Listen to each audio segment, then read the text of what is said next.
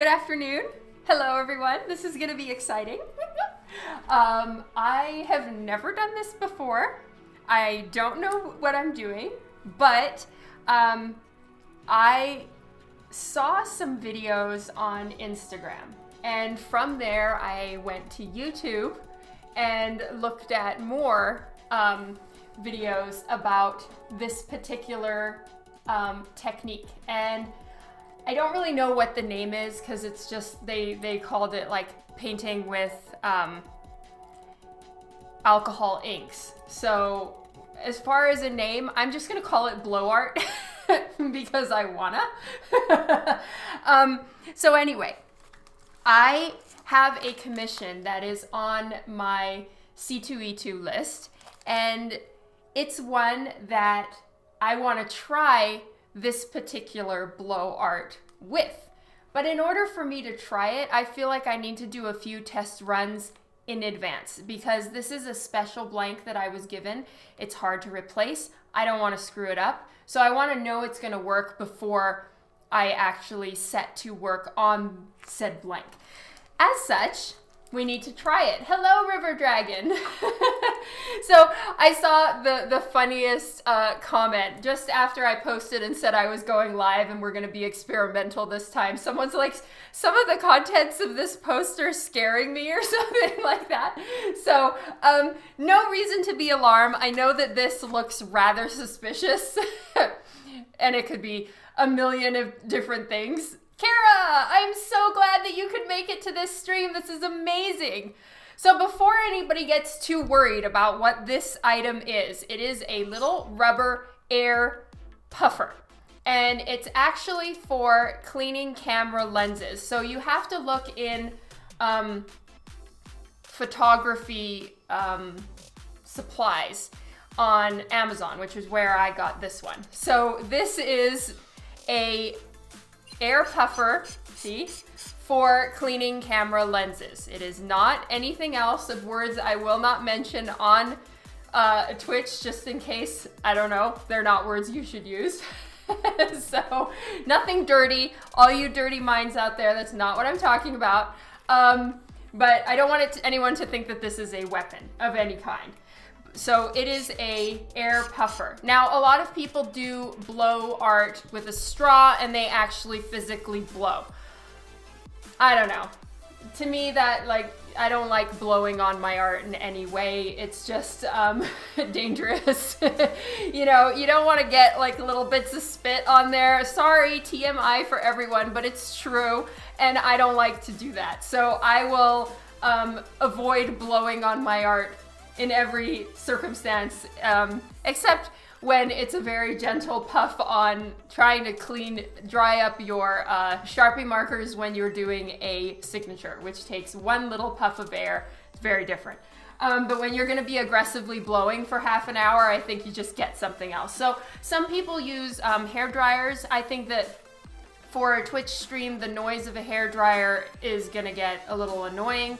And also for travel, when you're at a convention, you're not by electrical outlets, so this is much better. That's funny, mystery. Brandy, hello! Welcome to the stream today. I'm so glad you could make it, love. All right, so before we go any further, I want to give credit where credit is due. So I actually screen grabbed the name of the woman that I was following on. Oh wow, did I freeze? Okay, I screen capped her Instagram profile. Her name is Jessica Frost Ballas, B-A-L-L-A-S. So Jessica Frost, B-A-L-L-A-S.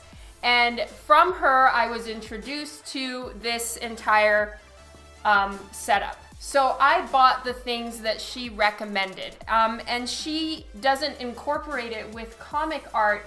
She incorporates it in a beautiful way in making cards, like not gift cards, but you know, thank you cards, birthday cards, things like that. It's beautiful. I love the way she does it. I am here to try to incorporate this into comic art. I don't know if it's gonna work. I don't know if it's gonna work on the kind of paper I need. So that's why we're getting experimental here, and I have a bunch of different papers that I like to use. I don't know if it's gonna work on any of the paper that I use. The paper that's recommended for this particular alcohol ink art, and usually it's done for abstract watercolory looking shit, which is amazing and I love it. I did not use shit in any kind of bad way, besides I just use that as a term for most things. So I'm gonna try to see, wait, I was talking about papers. So the type of paper that is recommended for this particular type of abstract ink art is Yupo paper. Y-U-P-O. It's actually not paper at all. It's a synthetic type of material that is made out of plastic completely, but it has the feel and look of paper. But it's not as absorbent, so you can blow this art and move the alcohol inks around without it all absorbing into the paper. The problem with that paper, because I extensively researched YouTube yesterday to see how it works if you try to actually blend or color with the actual marker nib the way that I do for, say, a face, if that works the same. It does not. It doesn't blend well if you're trying to physically color on it. Now, I did read that it's very good for using with, say, color pencils. So I could do kind of a half-half situation. I don't even have the Yupo paper yet, so we're just gonna wing it on what I've got so far because I'm just too excited. Oh, she arrived yesterday. Craig, that's awesome news. Yay. Hello, Eric. Hey, Juan. I am so happy you guys got to make it. Thank you, Kara. I so appreciate your support, love. Well, it sounds like it's gonna be fun. I have no idea beyond that how it's gonna work, but I do have my liquid masking fluid because I'm gonna do a quick rough sketch on 2 different papers. This is my normal Cougar Digital Smooth paper that I like to do all of my work on. If I have a choice, this is the paper that I like to use for all art related things. It's my love, my precious. All right, then I also have, oh, this is just another piece of the same paper for testing purposes. All right, and then I have the Copic Express It blending card. This is a thinner stock than I'm used to, but it is for blending, so I'm gonna see how this paper takes the blow art. And then I have a blank. This blank is mine, so there's no issue if I test on this one and it doesn't turn out right for blanks, because we don't know. So this will be my tester blank.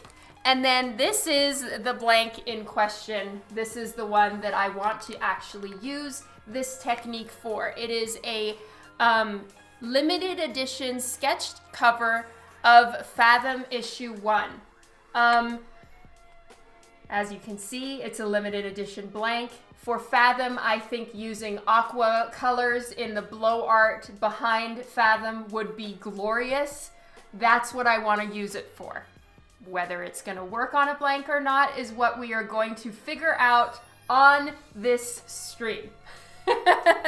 So, all that said, I need to do some homework. I did my research. Now I need to do my research on this particular paper in the vein of homework and exploration to see how this is going to work, because of course blanks are not Yupo paper. They are actual paper. So we have to see how this is going to go. And if it works, then next week I will do this one. And I will buy some Frisket, because I did some research as well on YouTube on the clear stuff that they use for airbrushing, for instance, to mask out a character. And I want to be able to do some masking to protect the character, do the blow art with water, with the inks all around it, remove the Frisket, and then Copic color the character. So that is my plan. Now we need to do some exploration to see if said plan is even going to work. All right, long explanation done. Let's get to it. So I was thinking as far as characters, I know I have a Harley blank, so I kind of have to do Harley for this one, and I will do the Suicide Squad Harley with her pink and blue ponytails, and we'll do blow art for her ponytails. So I'm gonna need to mask her. The other character that I think will look really good with this particular blow art style is Phoenix, because of her flaming hair, Dark Phoenix. With her flaming hair, we can experiment with that, and I think it might turn out really pretty. Can I explain all that again? No, Juan. Rewind. Scott, hello. Welcome to the stream today. So I have my trusty hex chart, and I grabbed some of the various inks from Copic in the reds and yellows, since we're gonna be doing at least some in the flame art direction, or flame colors. I have my pipettes is what they're called. I got these in a like pack of 25 for a couple bucks. So they're not very expensive, and I can rinse it all with rubbing alcohol to get the Copic ink out and reuse them. So I have that ready. And this is just a little disposable tray that I'm gonna put my colors in. So again, for anyone who's just joining in, I discovered this from a artist that I follow online. Her name is Jessica Frost Ballas, B-A-L-L-A-S. And she did this for more of the ink art, abstract painting style of artistic format. I'm trying to see if there's a way I can incorporate this into more of a illustrated comic art style. So it's experimental. I don't know if this is gonna work, but we're gonna try. So just because this is going to be a lot of color dispensed onto my paper, I've got some paper towels underneath just to absorb some of the mess. Hopefully there won't be tons, but there probably will be some. And the Pinata alcohol ink that I've been so in love with, I actually learned from Jessica Frost Ballas as well. And I bought it for the purpose of trying this stuff out, but it ended up working so great on so many of my other commissions, I've just been using it anyway. So here we go. I'm gonna put the Harley blank to the side since it's not quite time to use that one. And we're just gonna start out an experiment right here with a blank, smaller piece of paper. This is a size that I got cut, but I don't really use this size very much for just random art, so we're gonna use this one. Let's make sure the camera is seeing the whole scene. All right, so I've got my little blowy thingy. Technically you can use, this is gonna be used sort of like water in watercolor. I've had this for years and I never really use it, so I'm okay to use this up. They said though that you can use the isopropyl alcohol, but it needs to be higher than 90% proof or whatever, 90%. Mine is 70%, and as such I wasn't sure if I can use it for that, so I'm just gonna use the Various blender this time.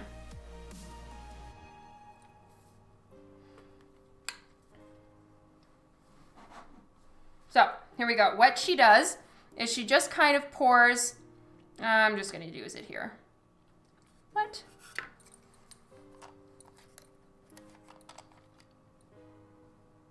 Oh, interesting. There's a stopper in it. I didn't know that. As you guys can see, I never use this. Okay, so I'm gonna use some of this right here. Ah. Wow, that stuff smells strong. Whew. So it's pretty much straight up rubbing alcohol, I think, but they charge you so much for this, you really might as well just get something cheap.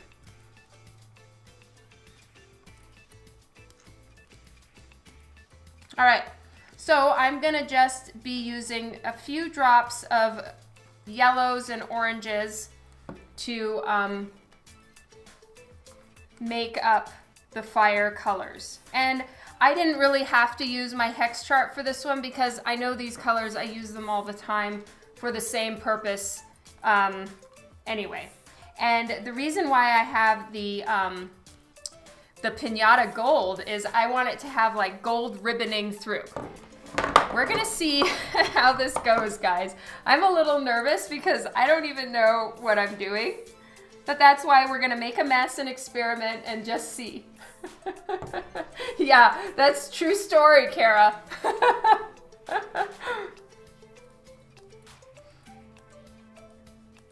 All right.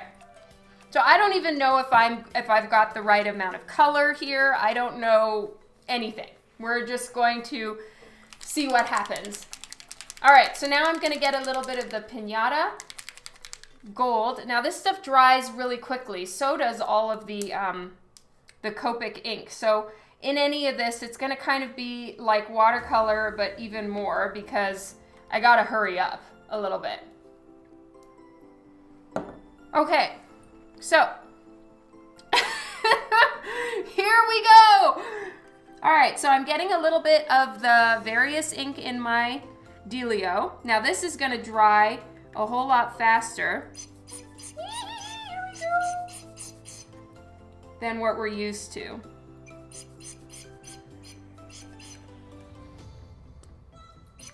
So this stuff, look, see, it's not quite drying as quick. It's drying too fast than what I need. So I might need to use the Yupo paper next time. But let's try if we can get it to move around a little bit more. Get some gold in there.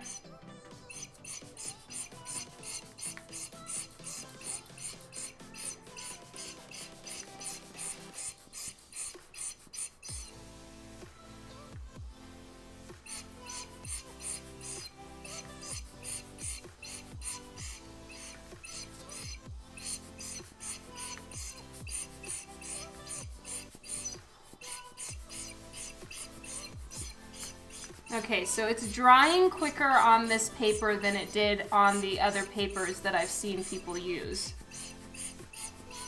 Let's see if I can add a little bit more of this stuff and if it'll help to move it around a little bit more.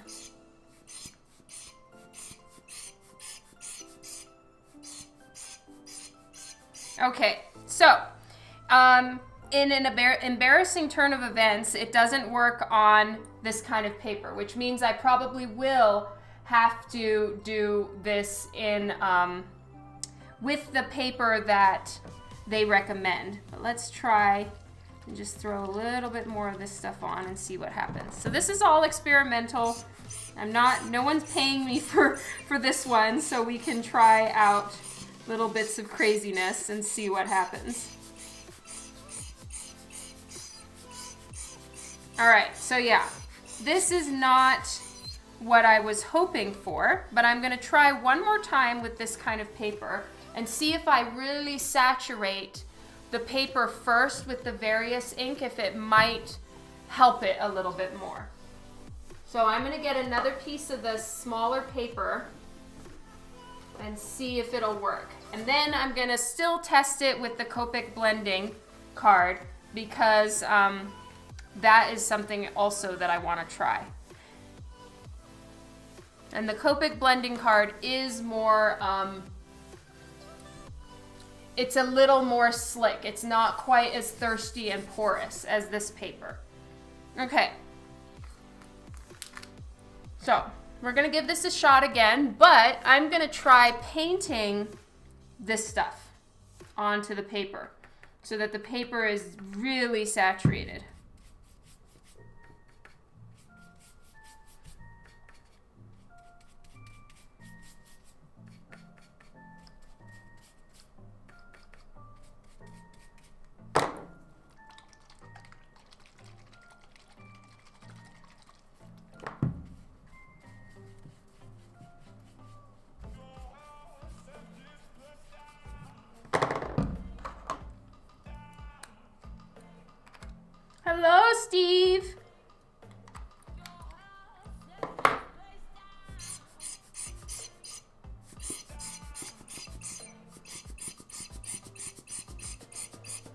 Yeah, it's drying too fast. We're just gonna throw down some dark red.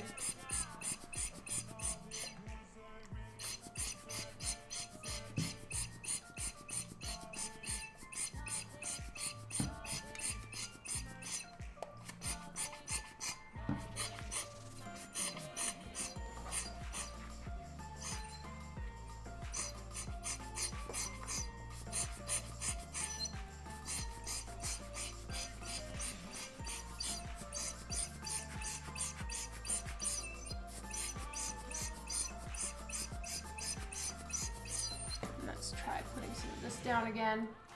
Looks like a brain.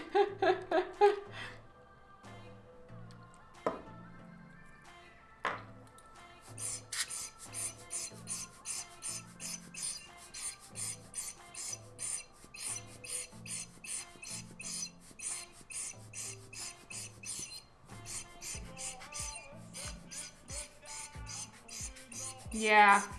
Okay, well, lesson learned here. It doesn't work on this kind of paper.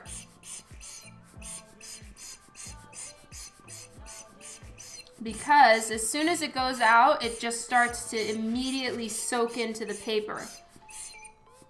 So I'm gonna need to buy some Yupo paper and see if the Yupo paper will work with colored pencils. Now it looks like a fiery explosion, yeah. Now, this is done. I'm gonna move this to the side. This is not what I was hoping for at all. But I'm gonna still try the Copic blending card, and I'm just gonna cut a piece off.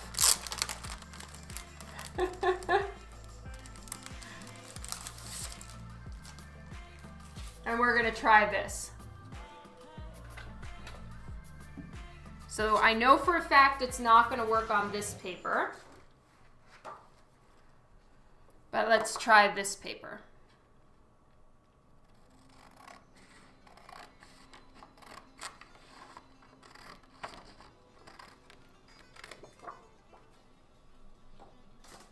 Hey, Philip!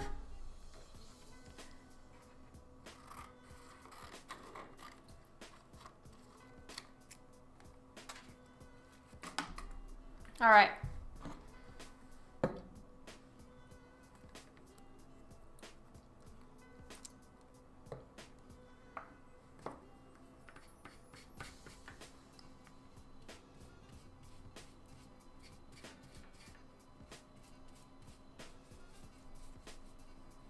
And I'm going to turn this over.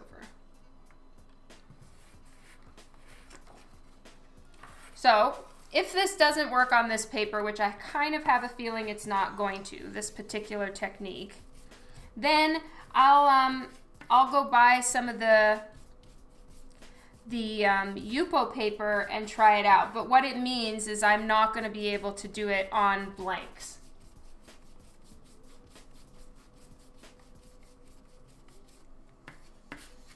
Yeah, The Artist Life, I know that there's that one. It doesn't have to do with the method of the air. It's the actual absorbency of the paper. It's not that the little blower isn't working. And I did explain my reasons for not wanting to use a straw.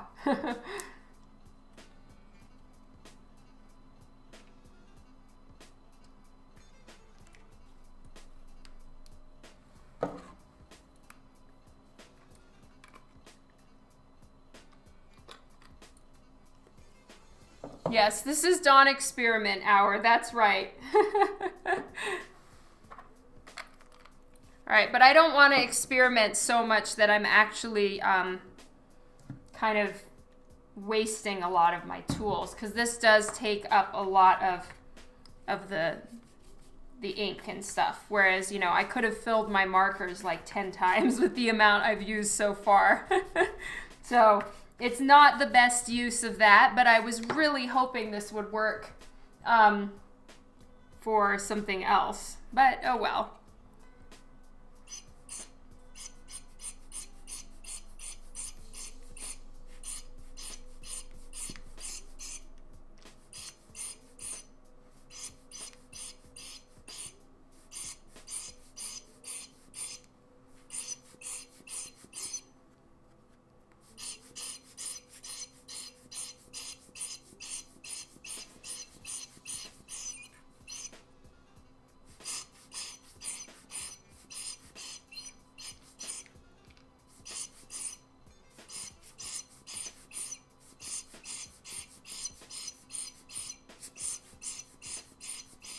So you can push it around a little bit better on this paper than you can with, say, the Copic, I mean with some of the other papers that I've been using, but still on the edges, it's not supposed to soak in like that. It's supposed to have a lot more of a, like it just kind of goes fainter and fainter, like a thin mist over it, not like a soaked in strand like that. But this is still kind of interesting the way this is working.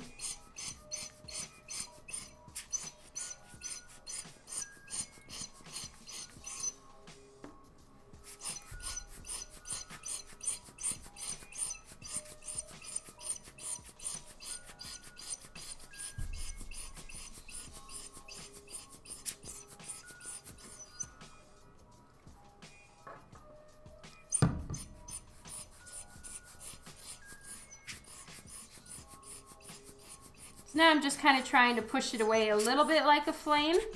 But again, it's not having the effect that I wanted because it's absorbing into the paper too quickly. See, it's supposed to do more like that, but then not absorb into the paper. It's supposed to kind of go clear on the edges. It's kind of cool though.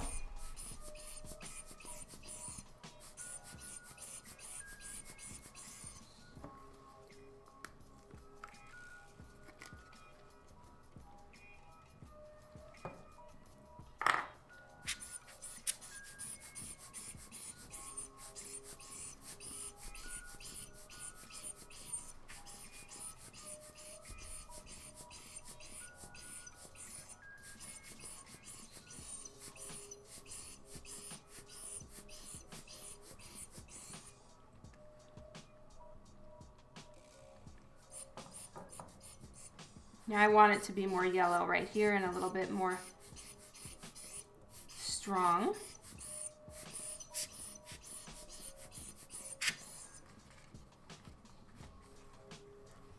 All right, so here's what this looks like.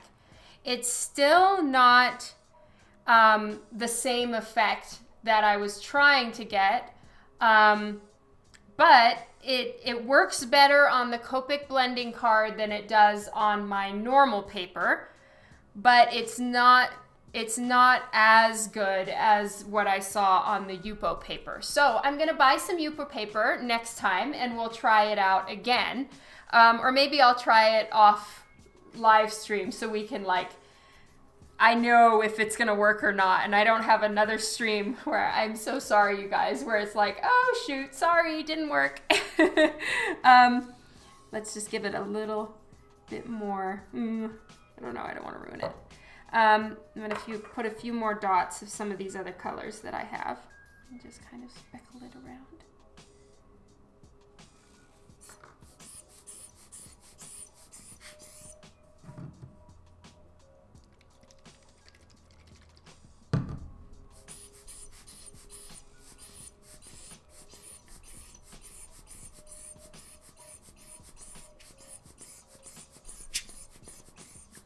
Okay, so I didn't waste too much, a bit, but now I know that we have what I need to do this properly.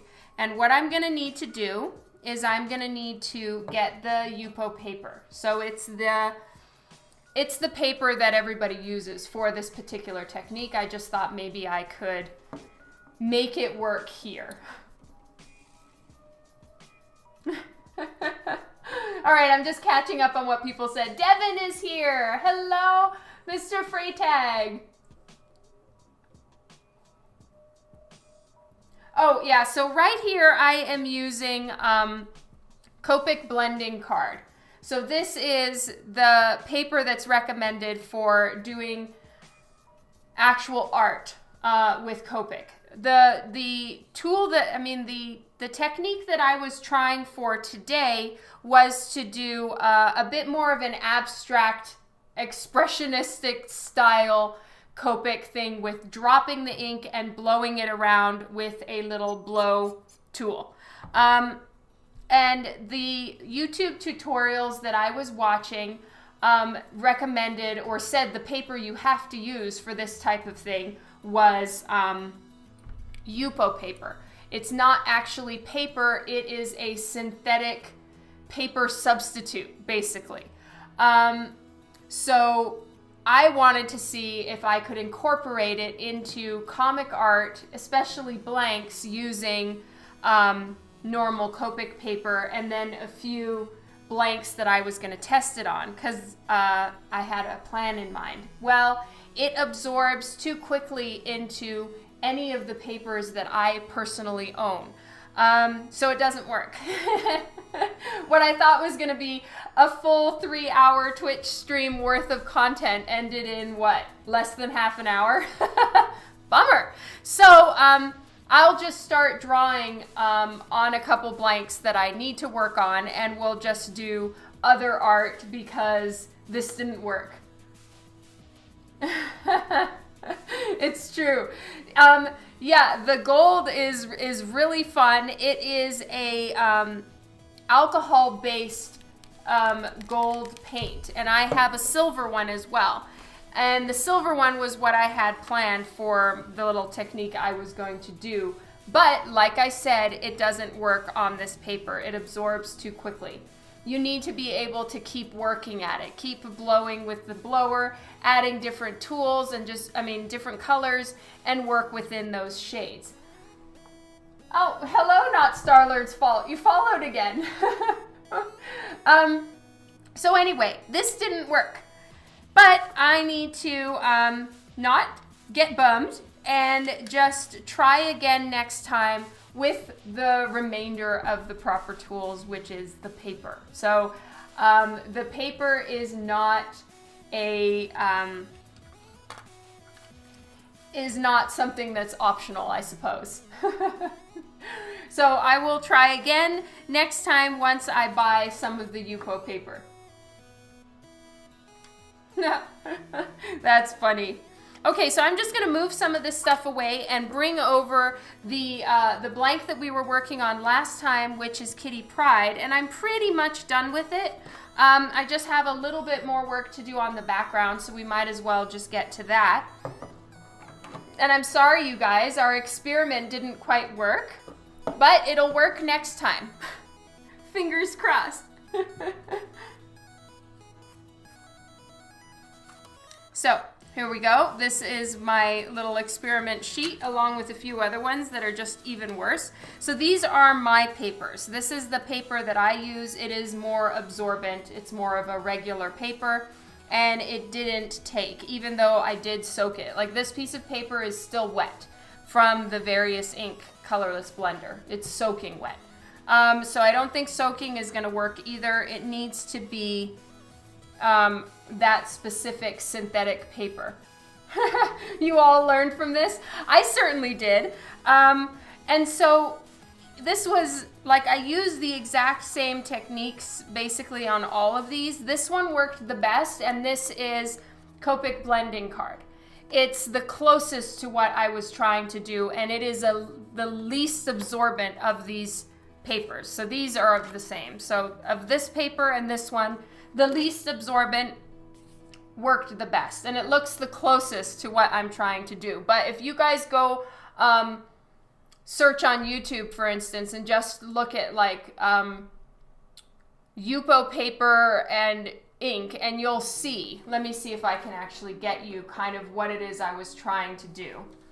Yupo paper, let's see if that'll work.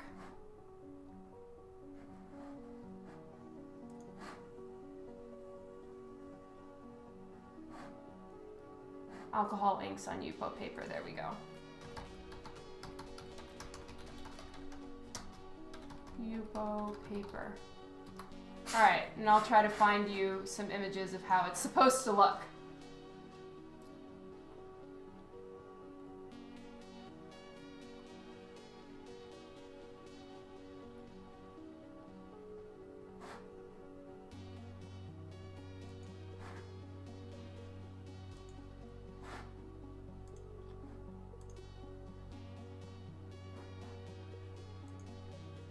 I'm just finding you an image, hopefully, that I can link in so you guys can see what it is I was trying to do.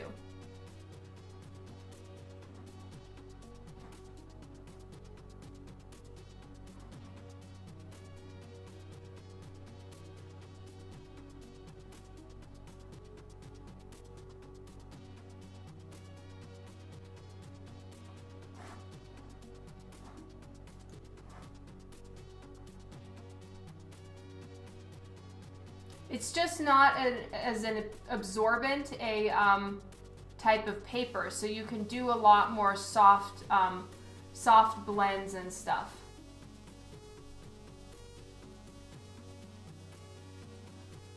I'm trying to find something.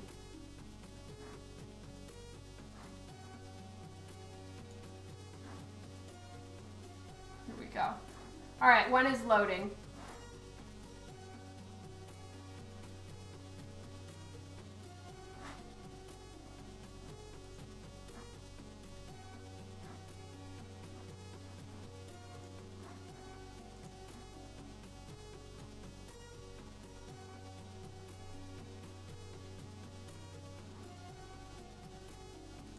Here we go.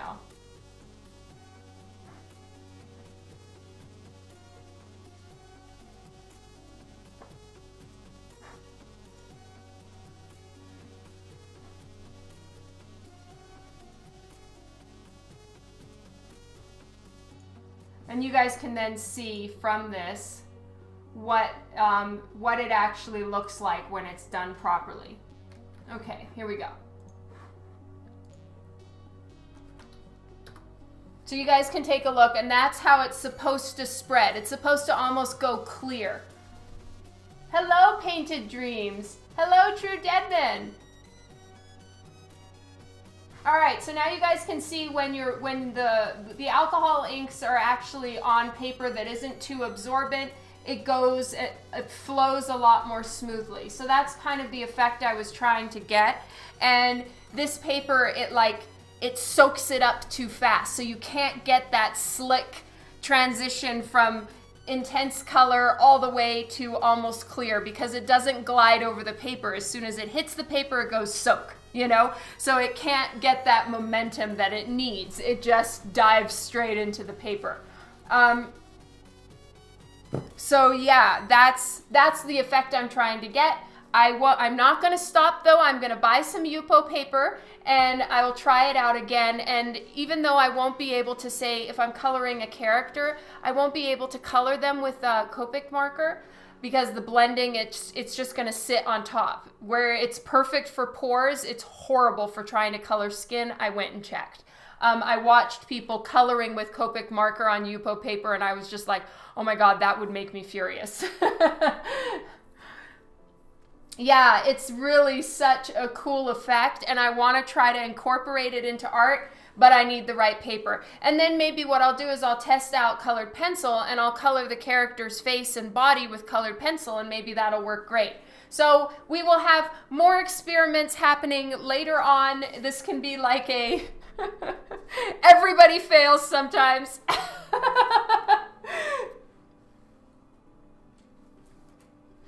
So all this stuff is going to the side. I'm just gonna run this stuff over to my sink so that I can clean it up, and I'm gonna go get my other board that has what I'm working on for Kitty Pryde, and I've been working on the background. I did a little bit more work on it so we can do that together. It does look a little bit like tie-dye, that's right, and I love that effect. It's gonna have such a beautiful look for a character, say like Fathom, where she's just got this water behind her, and if I could mix silver like I did with the gold. So picture this done correctly, you guys, on the right kind of paper, and these were all ripples of water, and all the parts where it's like the green foam frothy stuff in the water, it was silver like ribboning. Oh my God, that would be so amazing and so much fun. But wrong paper. Yes, Painted Dreams, that was the first time ever, and I was so happy. No words.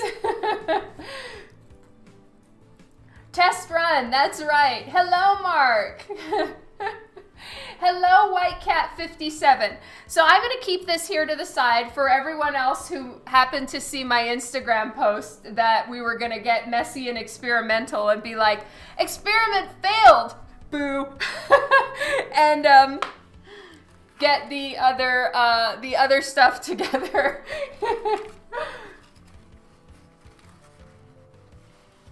All right, so I'm going to go get my other board. It's just over in the cabinet. I don't quite understand what you mean, Kylie.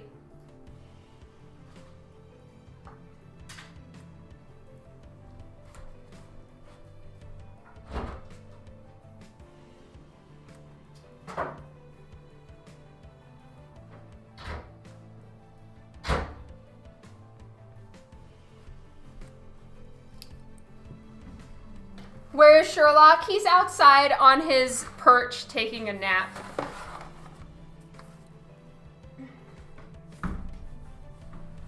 All right, I have a...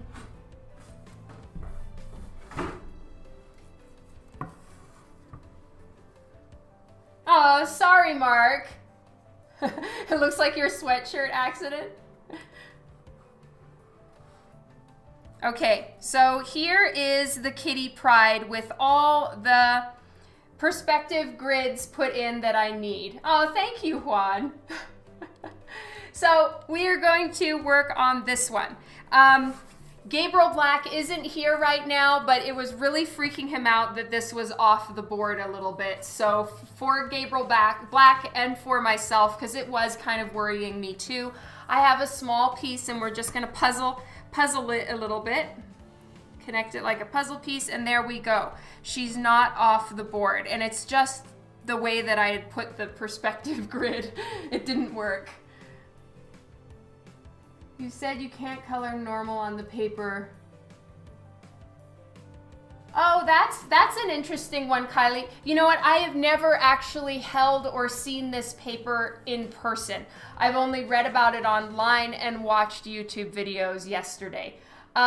So I don't know, but I think I can use colored pencil. I mean, the paper, it says that it can handle watercolor, acrylic paint, everything. Like it, I looked it up on all over, and it gives a list of all the different types of mediums you can use on it. But I really wasn't sure if it works so well for the Copic pour art, blow art. I didn't know how well it was going to work for blending. And I watched a woman on YouTube coloring just, you know, with the brush tip side of Copic, the way that I blend. And it looked like it was all sitting on the top like jelly. So it's perfect for one thing and sucks for what I usually use Copic for. But it did say you can use colored pencil on it, and it's an extremely smooth surface. So I bet you it would look beautiful if I used colored pencil on the character. So it's kind of what you mean about using pencil. Maybe you meant colored pencil. So yeah, that would be my plan. Use the pour art and blow art for the background, and then color the character with colored pencil, because there's no way, there's absolutely no way I'm going to be able to blend properly on that paper for a face, for instance. It's just going to look like a modeled mosaic. Whoa. I really hate it when paper can't blend properly. Oh, thank you so much, Tony. I'm really glad you like the perspective. Me and perspective are not bosom buddies at all. But I'm using this one to try a bit more of a 3-point perspective on a foreshortened from above angle. And I think it's working. So what you guys are seeing here is actually her arm is following the perspective line off the page. So it's going to the vanishing point, which is why I have this line here. Before, her arm was up like this, and it was going against the vanishing point, and I was tweaking my eye out. So I actually have her arm following and pointing us towards the vanishing point off to the right. But we're not going to see the bend in her elbow. Her arm is going to disappear into the wall right here, and her hand is going to reappear over here. But I drew the arm all the way anyway to make sure that the hand was in the right place.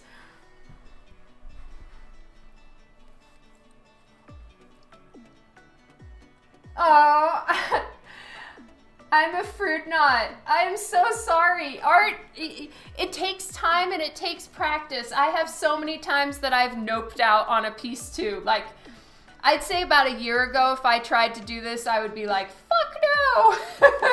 So, and just noped out of it because it's so complicated to do certain things. And as you know, art is kind of like a spiral staircase. You're facing the same kind of problems all the time. And for me, you know, it's everything.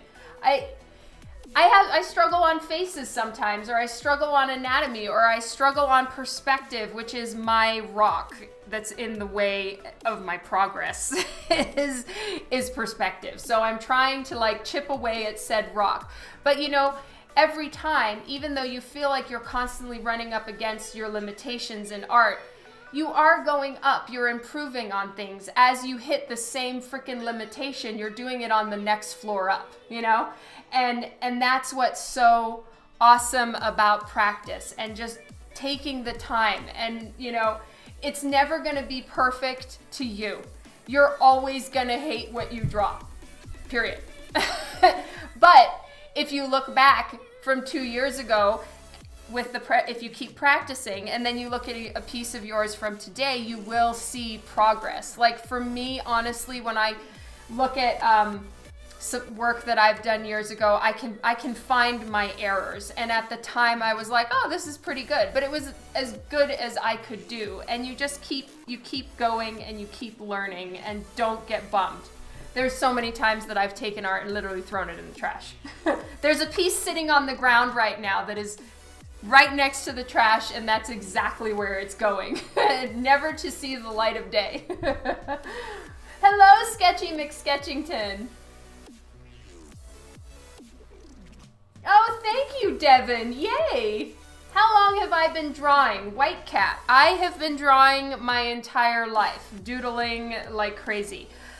Professionally, I have been drawing since March of 2012, so now we are just at the 7-year mark. Woo! Yeah, right, Kylie? Hello, Jason. So, Jason, you missed all of the failing. It was a 2 thumbs down on my little test run.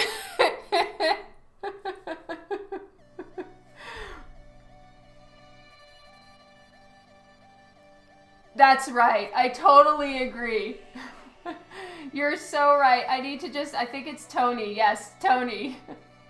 For some reason, Tony, your Twitch handle shows up completely blank. So I have to select it so I can see your name. And I know I tell you that every time, but I'm really sorry about it.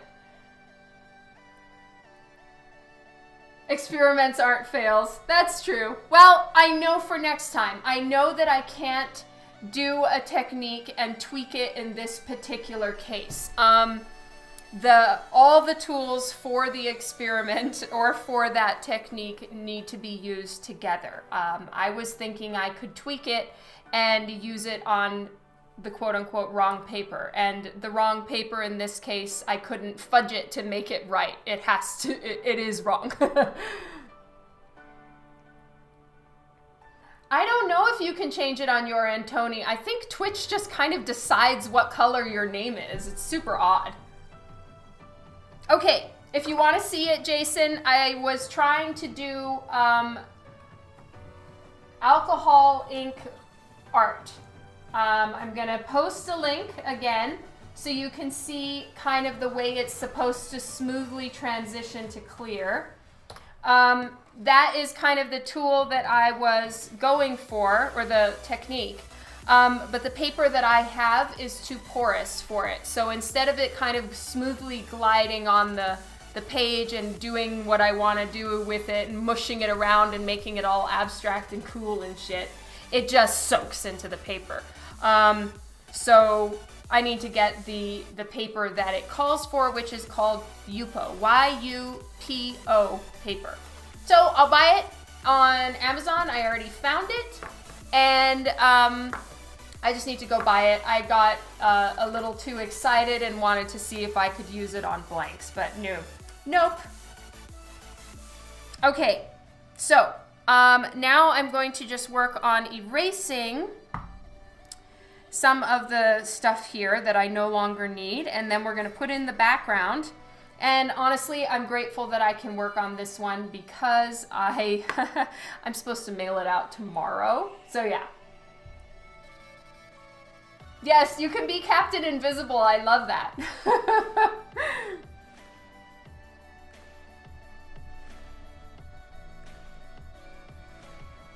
So my plan with this is she's coming up through the floor, and so her legs are going to disappear into the floor down here at the bottom, and her arm is going to disappear into the wall over here. But to not make it too claustrophobic in the entire look of this piece, I'm going to have right here, it's a window. And in the window then we will be able to see some of the, I don't know, maybe I'll put in the horizon line, or I'll just put some clouds, or I don't know. We'll figure it out.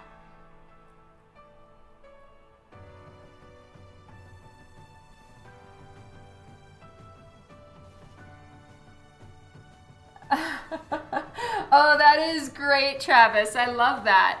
Go Art Germ. Water.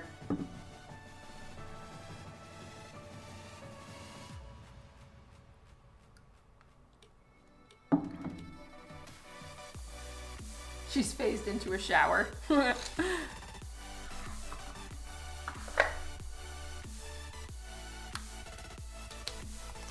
All right, so with Kitty Pryde, I really wasn't sure what I was gonna do with this one. I wasn't sure if I was gonna bite off the actually doing this kind of perspective, because for me, it's aggressively intimidating. Like, it's not just a little bit intimidating of like, oh, okay, we're gonna try something new here, cool story. No, it's like bite your nails, freak out, I don't think I can do this kind of intimidating for me, okay? So I wasn't sure what I was going to do. So I actually finished out her legs. Because I've chosen this particular perspective, I do need to paint over a portion of her thigh right here and right here to get her actually phasing into the floor.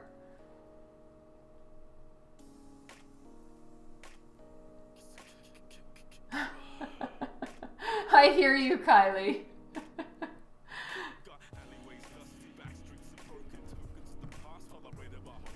So I know it looks like I'm gonna do tile everywhere. I'm not actually planning to do tile. It's just having some of the perspective lines in there was helping me keep a grasp on where everything is gonna be. Because I'm not planning on like straight up coloring everything really intensely. It's gonna kind of disappear. But if you're gonna be doing like little texture lines, they need to follow the perspective as well. So that's why I have all these little lines in all over the place.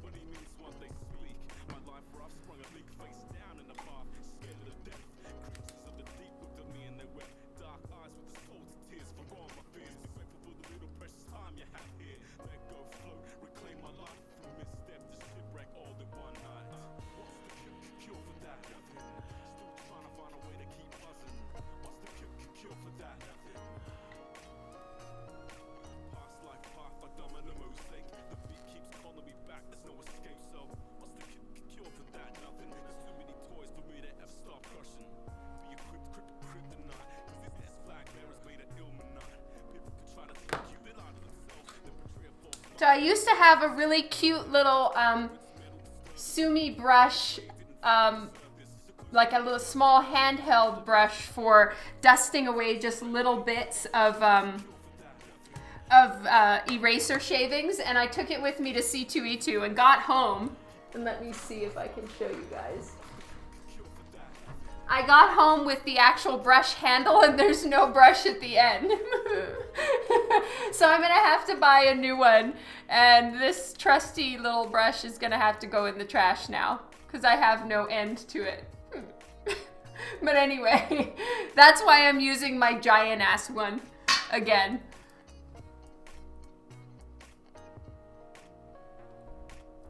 Oh my goodness, Mr. E and Mark, I didn't even think of that. That's kind of a really cool idea.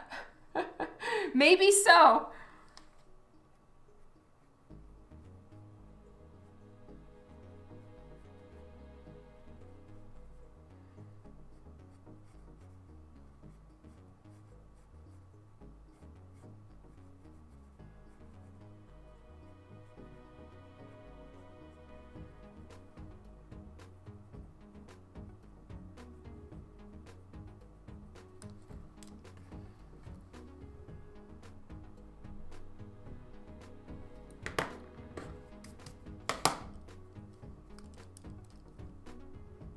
Okay, so the perspective line is like this, but her hand wouldn't be up as high as her elbow. It would be a little bit lower, which is why I've pulled her hand down ever so slightly, but it needs to be stopping at the wall's perspective, meaning that I was drawing a little bit too far into it right there, and it needs to cut off here.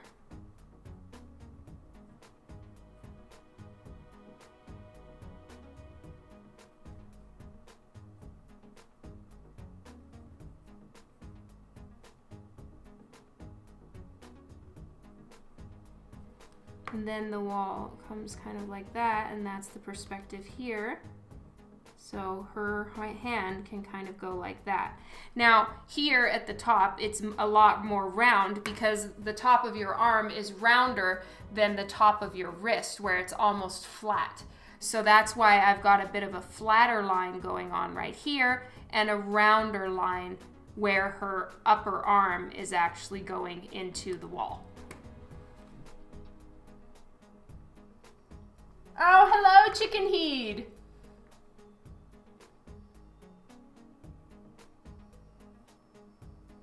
Oh, sorry, Kylie.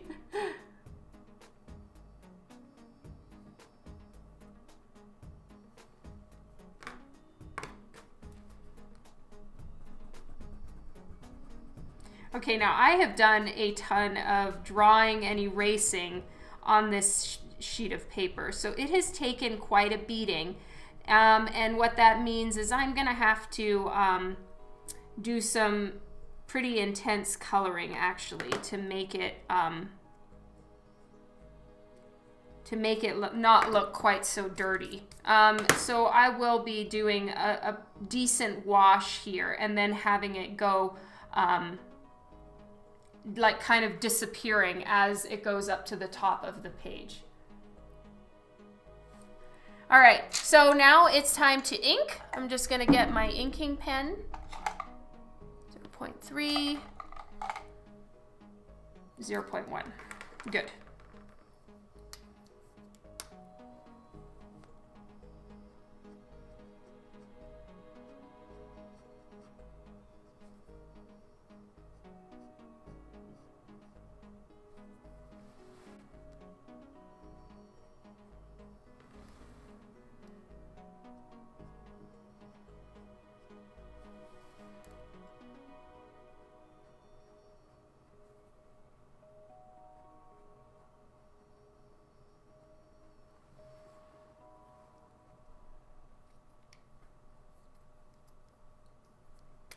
Yes, 0.1 is definitely my go-to pen right now. And then for some of the thicker outline lines, I'm using a 0.3.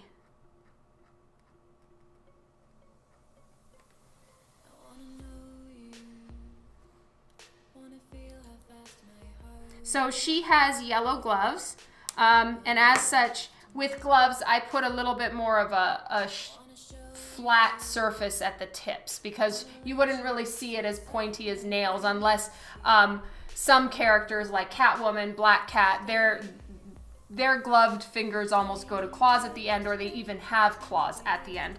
But for someone like her, hers are real soft point gloves. So that's why I'm doing, as you guys can see, a flat tip at the end of the fingers.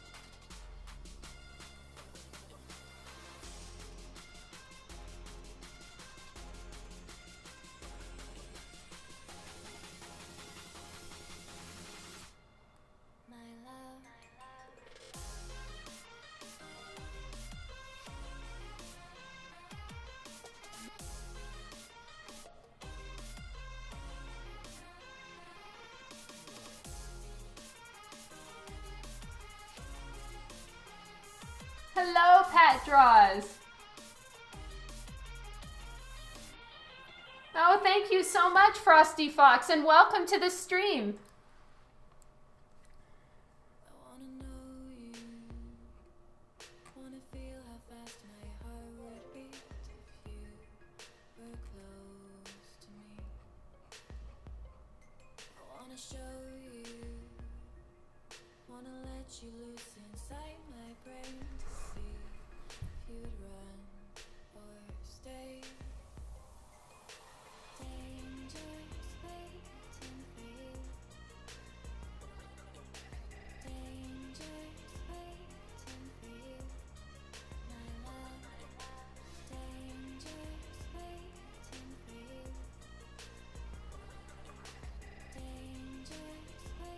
So I've got this taped down for the perspective vanishing points. So that's why I'm having to like rotate my body so much in order to be able to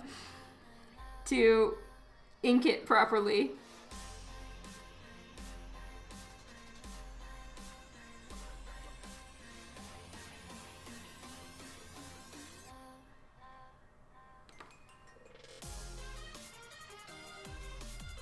There we go. So her arm is phasing through the wall. And now I need to color her arm and her hand. So I'm gonna erase my lines from here and start adding in her arm and hand colors. Thank you, Chicken Heat. Thank you so much for your order off of my website and for the amazing review.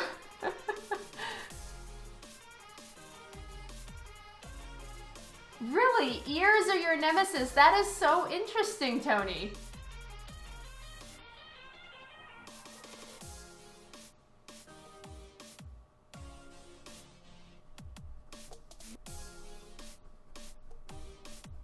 Everyone definitely has their thing. For me, it's right now, it's elbows, but not when they're back or bent, but when you actually see like the arm just like this portion right here, especially like I guess I'll go here on this one, between here and here, especially on a male character, just I don't know, I have such a hard time with it.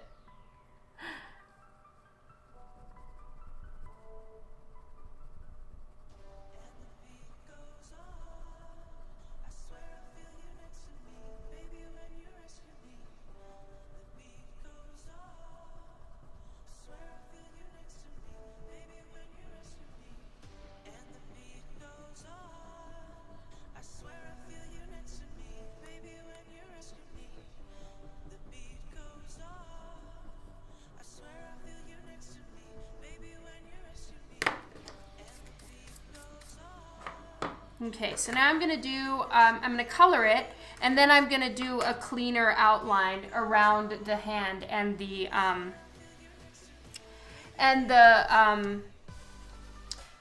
shoulder afterwards, once they're inked, because the eraser tends to erase some of the inked lines as well. I guess those particular fibers of paper will get pulled away. And then the, also the, it's nicer to have a big thick outline, but I don't want to do that until the Copics are already done, or it just starts pulling the ink.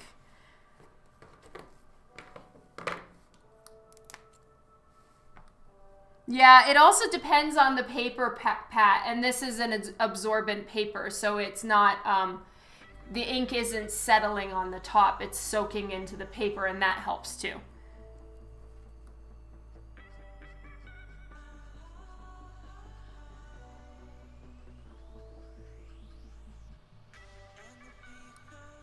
All right, and I think I used E31, if I recall correctly, for the shadow parts.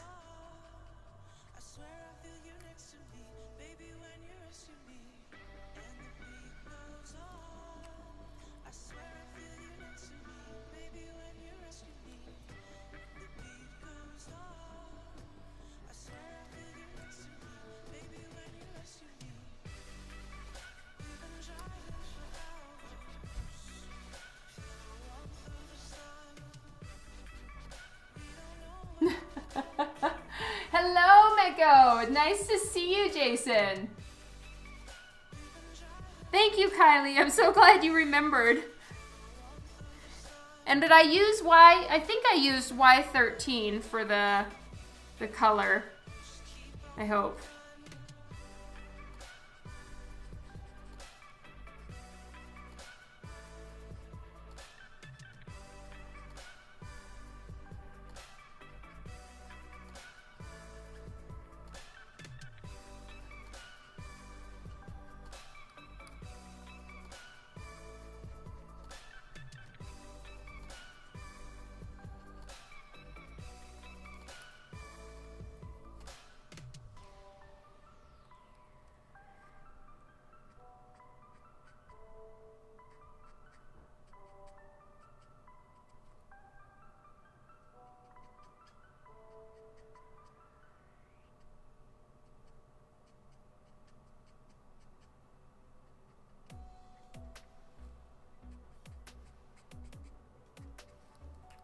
Okay, now I'm just gonna blend with the yellow again.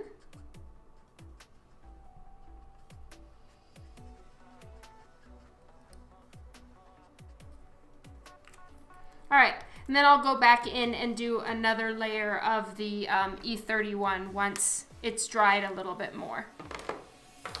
Okay, and now I'm gonna do the black of her suit. And what I've been doing, and it's a little bit of a quick trick for mostly convention sketches and just generally how I'm doing blacks now, is I use T6, like the black leather and even the latex, is T6 to start and then T9 for the very darkest areas. So this is toner gray. Oh, thank you for the host, Pat.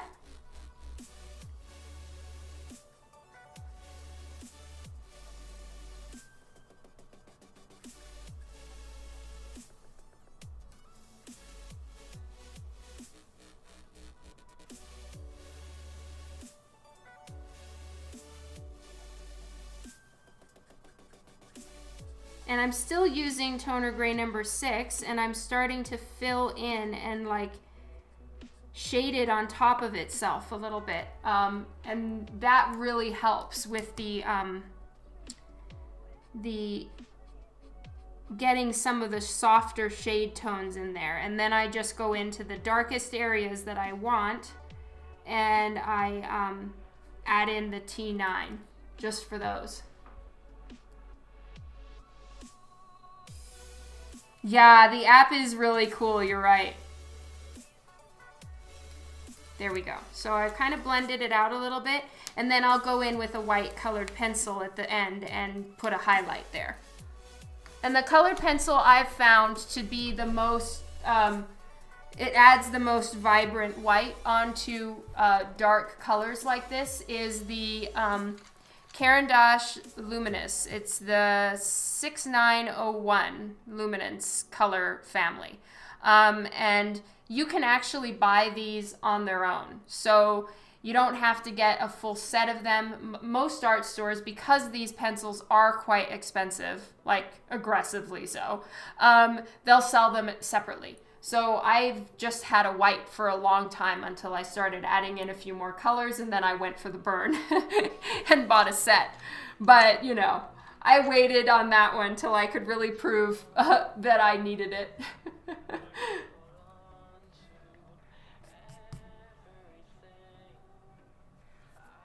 Okay, so I'm going to erase some of these extra lines here because this is a wall. This is the corner of the wall, and I wanted the corner of the wall to pretty much be following the way that her body's going, because if she's kind of going in a different direction than the room, it's going to throw everything off, at least for someone who's not very perspective confident, as I am not right now.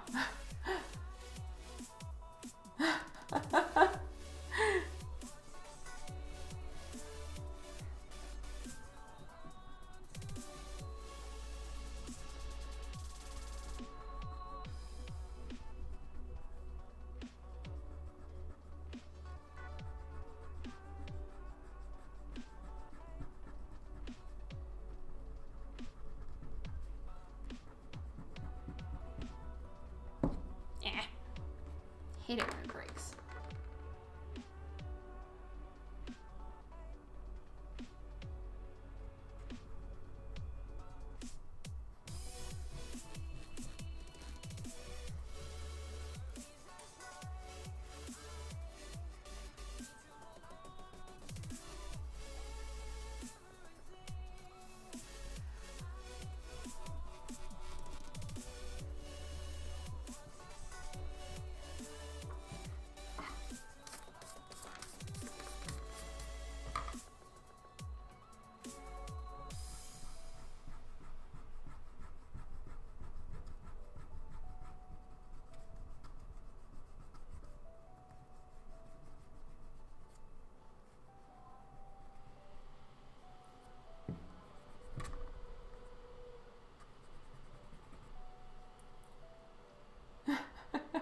Yeah.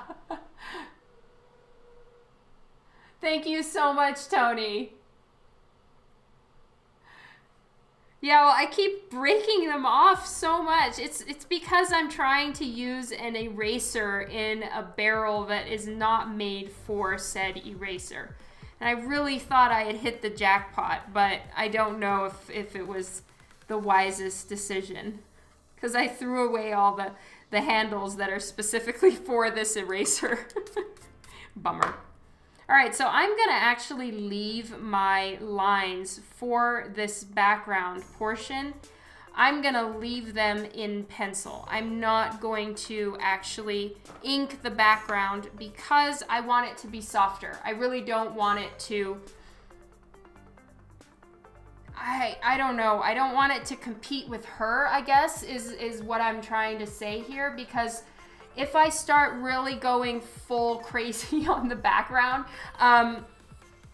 she's not going to stand out as much. So I want the background to be there, but as a supporting actress element. And her and Lockheed are, of course, the main characters in this particular scene. And I'm going to show importance by level of color and ink for the character. Oh, that's awesome, White Cat. Thank you so much. Yeah, almost like a blurry background. That's right. Now, where did my oh, here it is. I couldn't find my little eraser. Okay, now, as you guys can see, there are some lines that are stubbornly not wanting to erase off of this blank. So that does put me in a sticky position. I'm gonna have to do something with the coloring to help cover up some of the issues with my lines just sticking to the paper, which is so bizarre. I do not press hard with my pencils at all.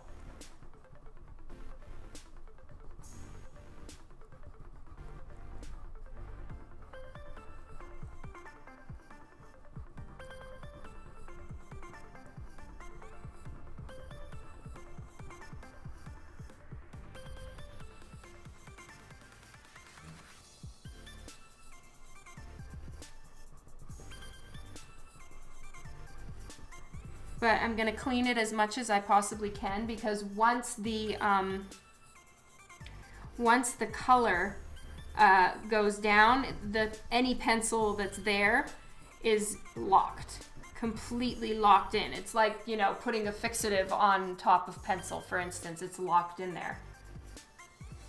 Yeah, it's so true. And this is one of those kind of extremely textured blanks.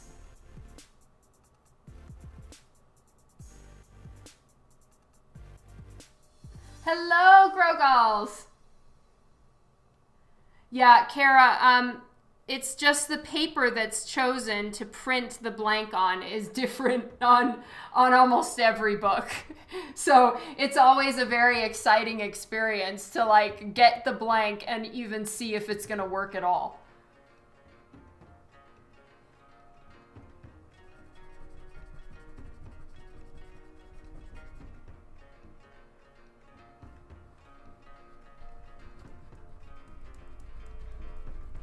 So I'm really, really trying right now to see how much I can get off.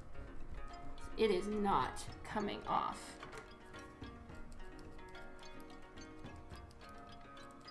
This one is a pencil hungry and extremely thirsty type of paper. No, they're not. Because, you know, and it's really not the fault of the publisher even, because how are they supposed to know? Generally, the person in charge of printing is not the person who's going to draw on it. So it's almost impossible for them to know what paper is going to take Copic or not. You almost have to be there with the Copic, test the paper, see if it works. And sometimes, honestly, I've tested blanks with my Copic markers, thought that they were going to work great, and then it was a travesty once I actually started working with it. And it takes a long, long time to figure all of that out. And once you find a piece of paper, you stick to it. But then, of course, some paper suppliers will go out of business or stop carrying that kind of paper, and then you're back at square one again. And so, like, it's impossible, in my opinion, for a publisher to know the papers that well. There's some companies that are very, very attuned to making sure that their blanks are perfect for Copic marker, because they know that the majority of their artists use Copic marker, and as such, those blanks are a dream to work on. But, you know, there's a lot of artists that don't use Copic marker. They use crayon, or they use watercolor, or Sharpie markers, and that's all they like to use. So, you know, they have to kind of try to please as a wide range of artists and all of our particulars. MDA Melody, thank you so much for the follow.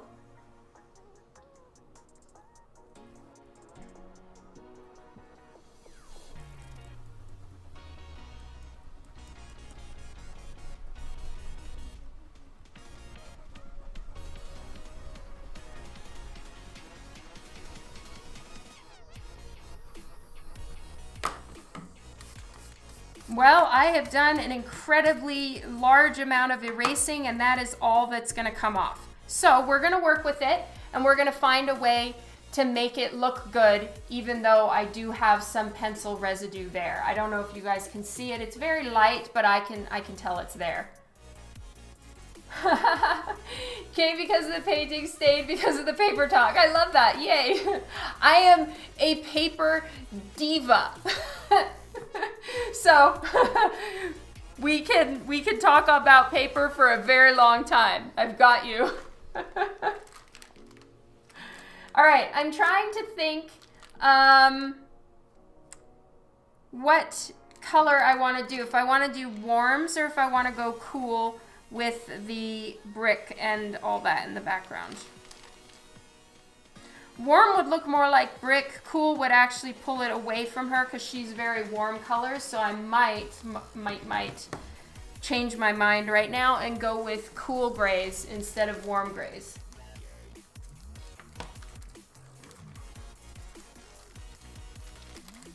It's true. That would make such a great t-shirt for artists, for sure.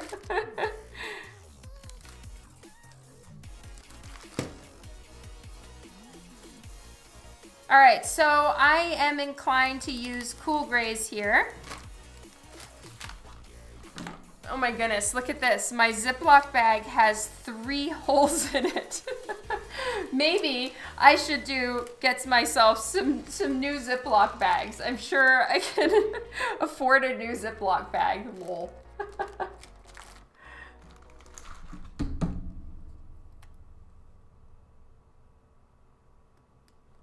Well, you see, Lockheed is over the window, and over the window I'm gonna do sunset colors, I think. So it'll work. Why did I color the rest of the figure? Oh, okay, True Deadman. The reason why I did that was because I was unsure about the perspective of her arm. So I needed to work out the background first before I really made my decision on the arm. So I was just trying to move through the live stream on Friday without getting too hung up on the perspective because I wasn't sure. And then I figured it out and did the coloring on it because, you know, once it's colored and inked, it's permanent. I can't move it around.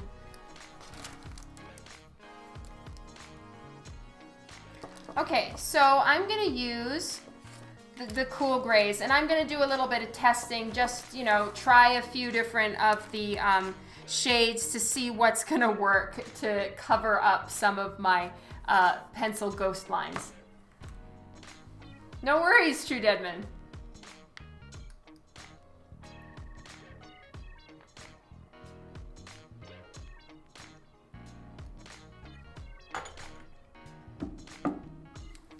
So for starters, we're gonna just go with Cool Zero and work up from there.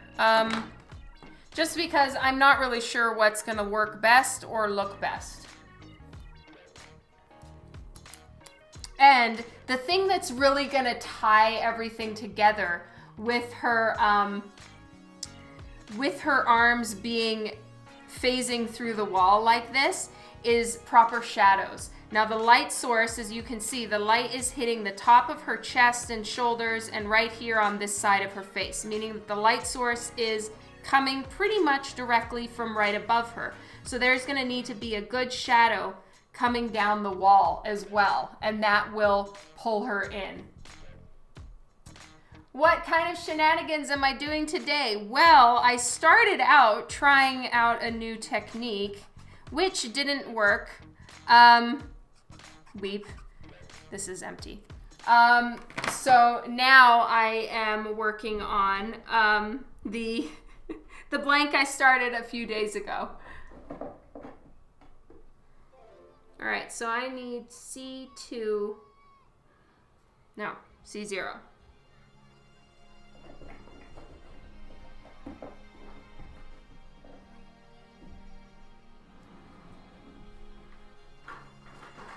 It's possible it's still in my travel bag. Yes, it's in my travel bag.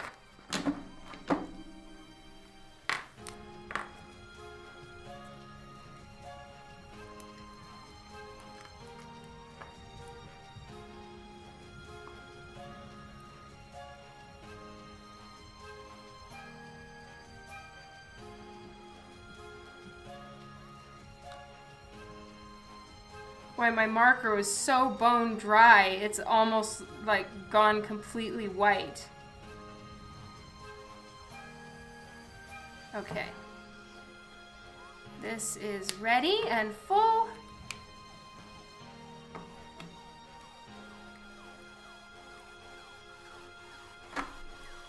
All right, so I'm really starting with cool gray number 0 so that I can start mapping everything out.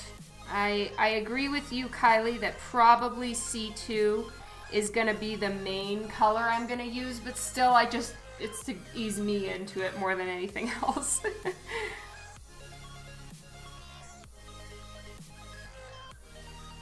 Now I guess the handy part of having some of the color, some of my pencils still visible, is that I can see the perspective lines.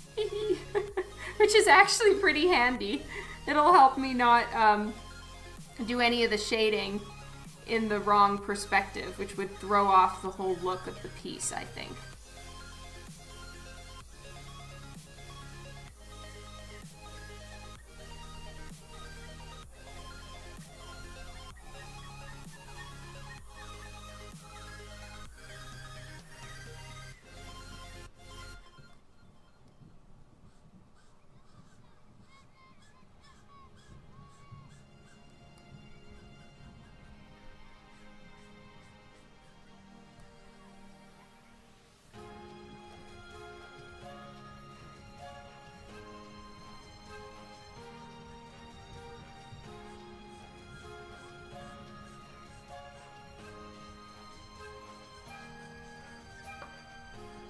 Squeaky, squeaky.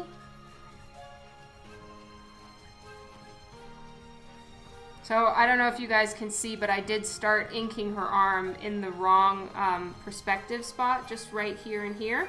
But I'll be able to fix that because I'll put some texture lines and stuff in with a white jelly roll pen, and that'll help me be able to like fix up some of these things too. Maybe put some cracks in the wall, and I can just incorporate those little tick lines into some of the cracks in the wall. And that's what's so awesome about being able to level things on in your work. And you know, sometimes, yeah, you are going to make a little mistake, or something is, you know, not going to erase the way you want to, point in case on this piece of paper.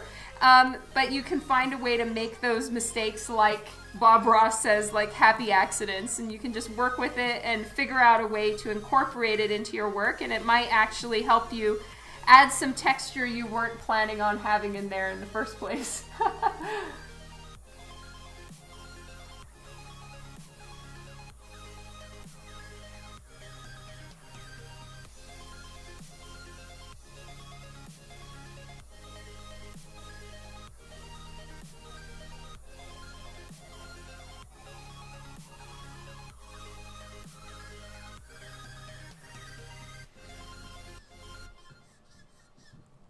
It's dry again. This is a really, really thirsty paper. Hey, Sloppy Octopus. Yes, that's right. Happy trees.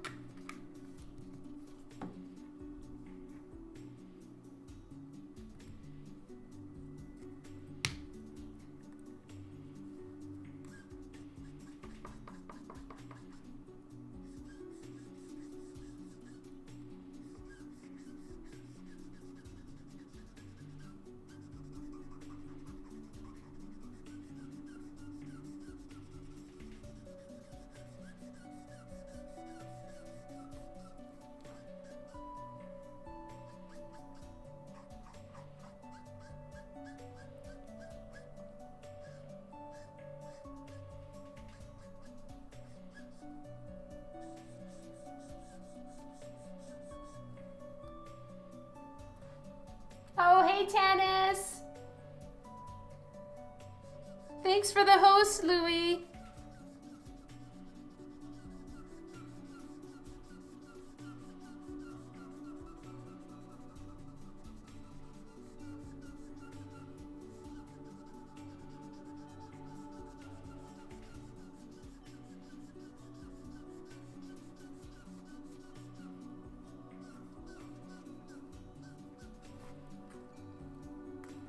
All right, now I'm gonna start getting some of the shadows in.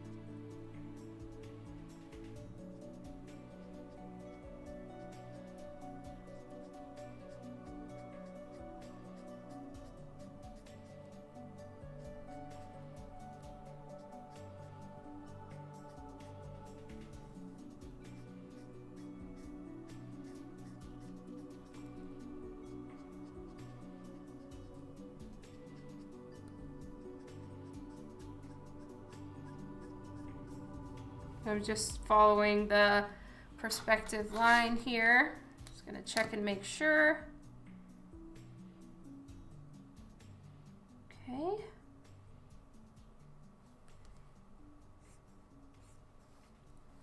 Whoops. All right, so there's some red on this. I need to clean, oh my God. Work is not liking me today. Clean that up.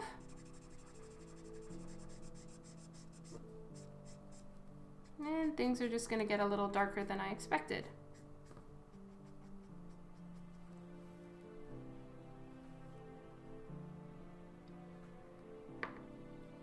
Oh, is it Tanis's birthday today? Happy birthday!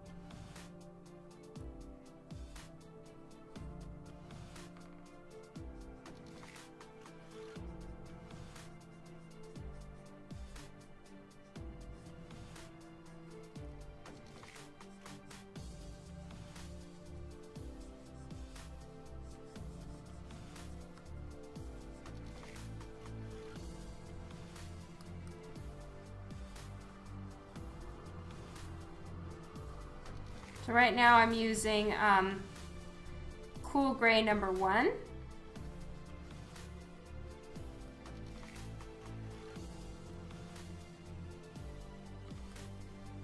And I'm going over some of the pencil lines that were here. But the cool thing is that these pencil lines were following the perspective grid. So it kind of helps to guide the eye to where the perspective is going. And so it actually makes it quite handy for me as far as keeping the perspective clear. So it all works out and everything is thankfully falling into place a little bit.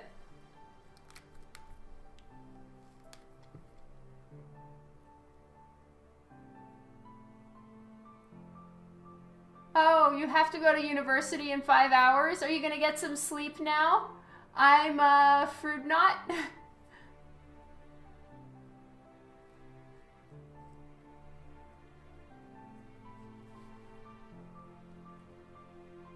All right, now I'm gonna go to Cool Gray number 2 for the actual part where her arm is phasing into the wall. I may even go slightly darker in here.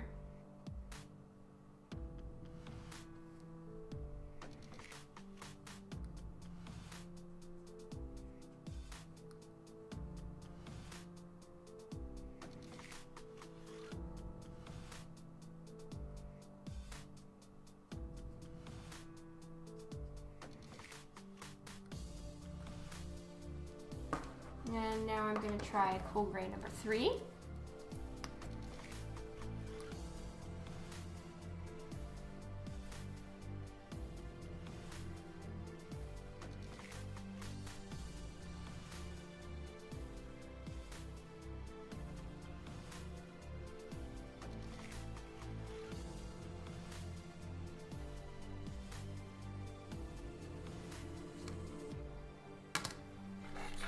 This I know I haven't used. I'm just going to carefully make sure these are in line with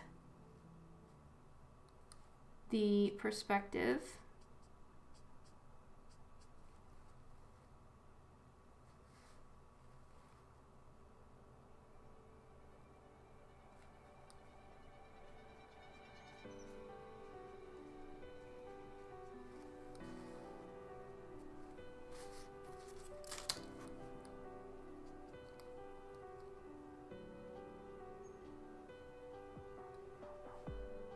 I'm working on Kitty Pryde.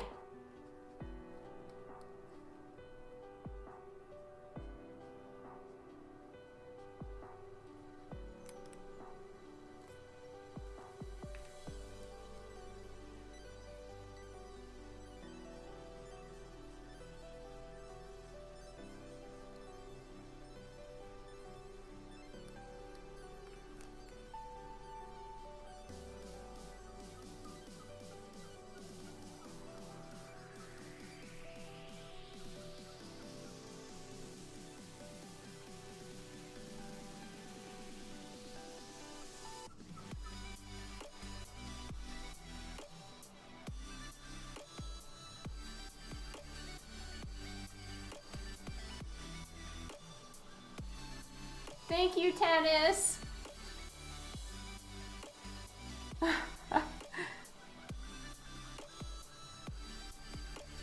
Yeah, I got one of these to help me draw circles, but I usually just end up freehanding them. Too lazy.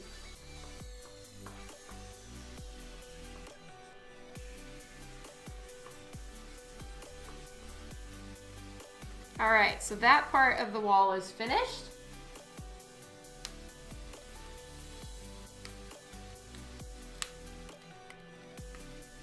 Okay, so now I'm gonna work on the floor a little bit because I want it to clearly be a floor. And as such, I might even do a little bit of a tile look here, but I wanna make sure that my tile is in keeping with the perspective grid. So I need to make sure that this is all in the right place here. And I think some things have shifted.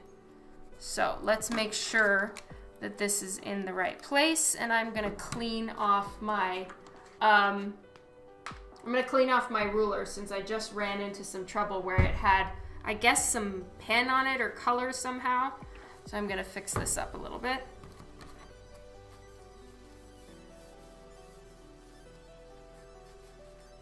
Yeah, the tile would definitely help, I think, to make it clear it's a floor that she's phasing through and coming out from. Yeah, check out that dirty dirty ruler. So I'm just using a little bit of rubbing alcohol to clean it off. A little bit more cleaning.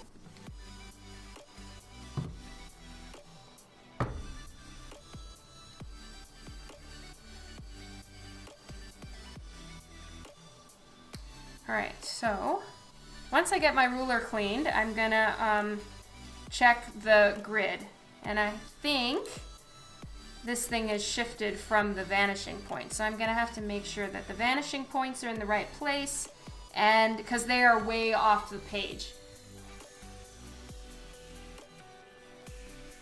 So I wanna make sure those are in the right place, and then I'm gonna get a tile floor in there.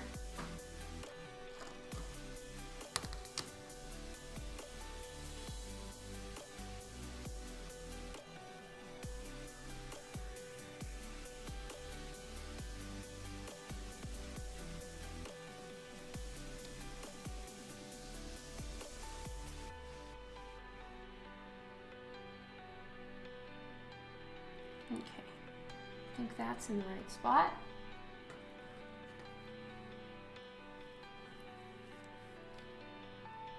Oh, that's totally fine. Also, Tanis, I actually haven't been doing that many live streams lately. I have been gone so much that my live streams have been pretty sporadic / non-existent sometimes.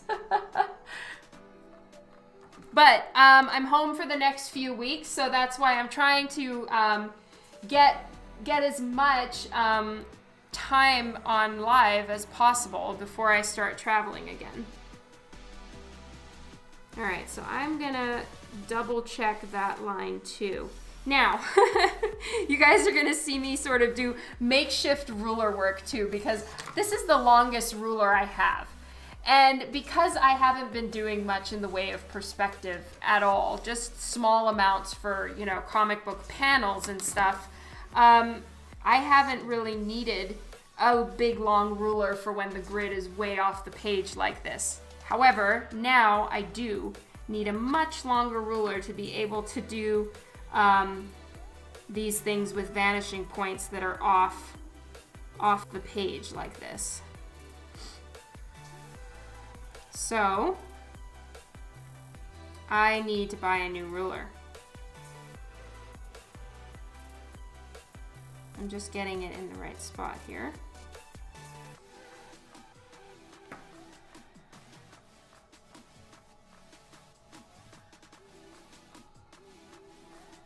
Oops.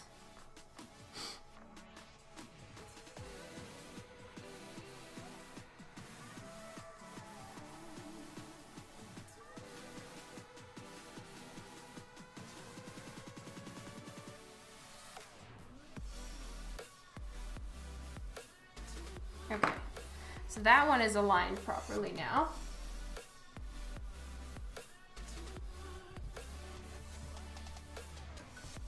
Oh, hello, G-Bomb. I'm so glad that you like it. Yay!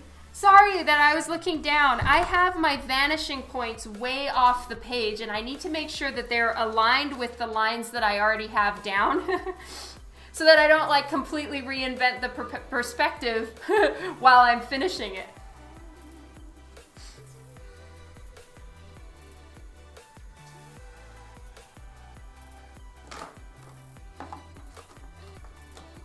Thank you so much, G-Bomb.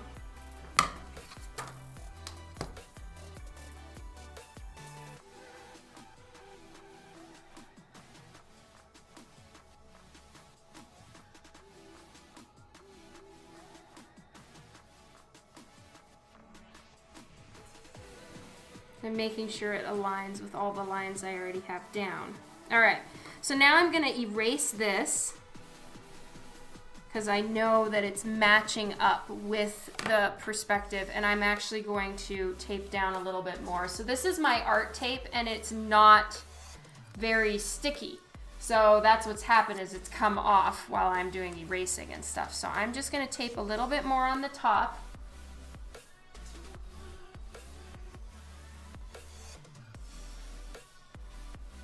That's a good idea, Mr. E. You can try that.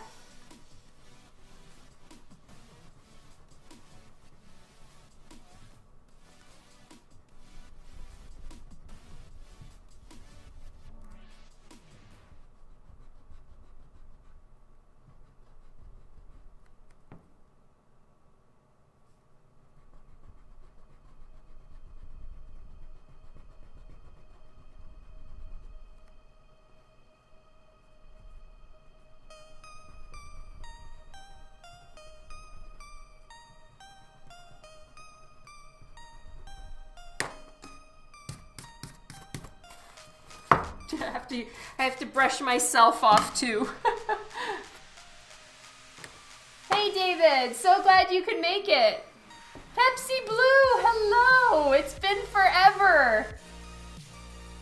Okay, like I said, I have a ruler that is too short, but I'm gonna have to make do and kind of carry the line around. I need to go buy myself a much longer ruler to be able to handle vanishing points that are way off the page. So it's going to be a little bit of a patchwork situation this time.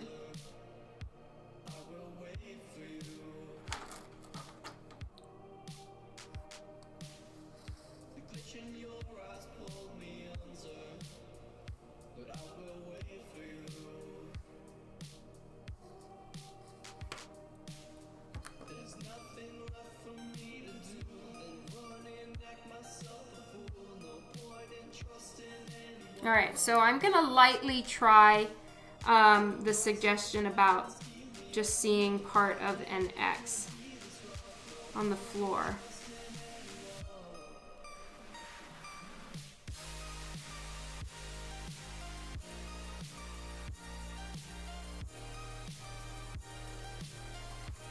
Actually, I think that the floor needs to be a little bit lower down from her. So I'm just gonna erase this and try again on the floor.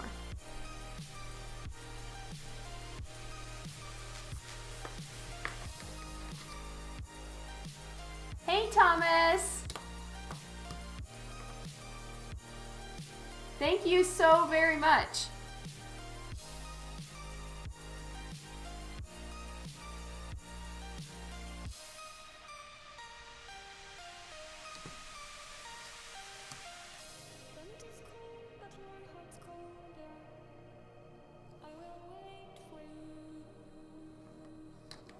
Nope, that's off too far.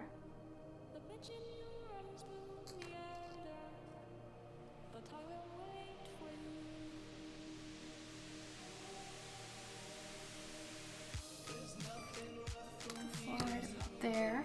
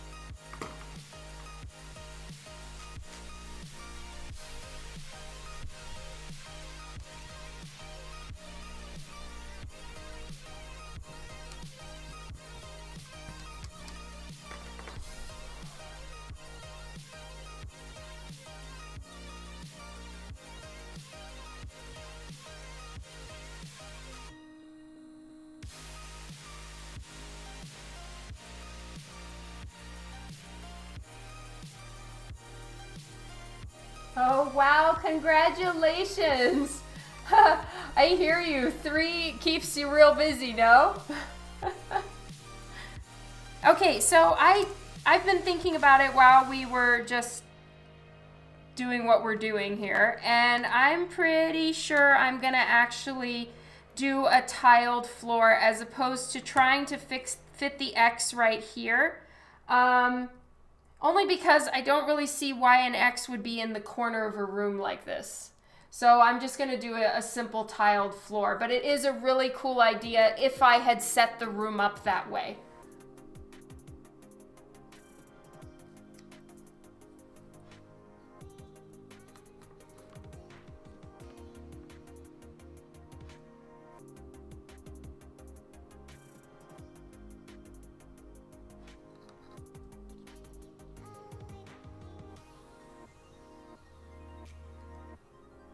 I'm just gonna do a few very short, just like maybe 3. I don't want it to look like a bathroom. I want it to look like actual tiled floor.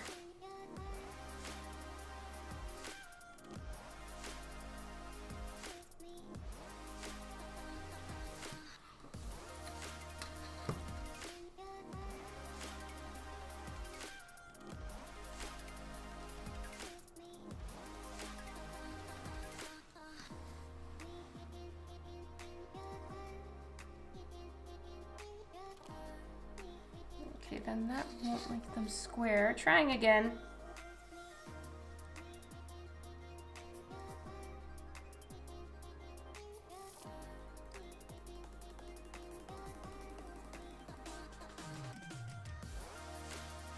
No, it's not a creative failure at all. It's just where I could fit it. Yeah, I hear you. Oh my God. Well, I'm so glad you could make it today.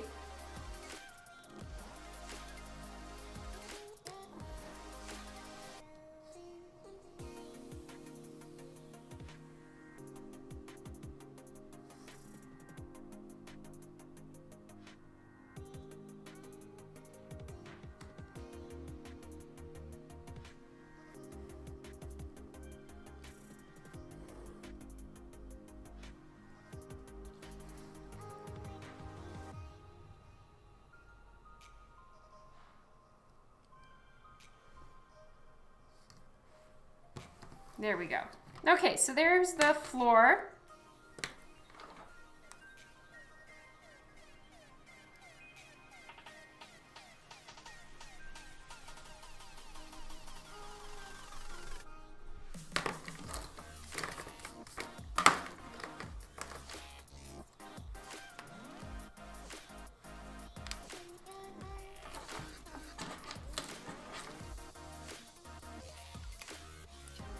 All right, so I'm just gonna get this inked in because it's bothering me.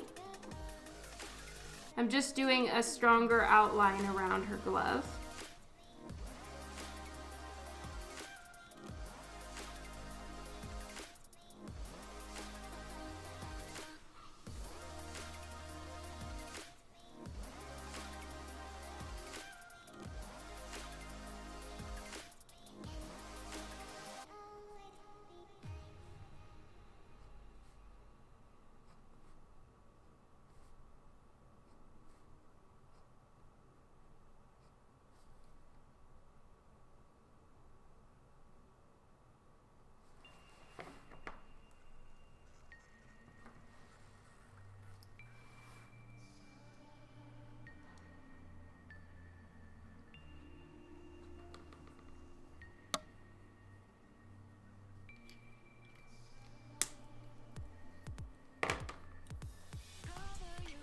Okay.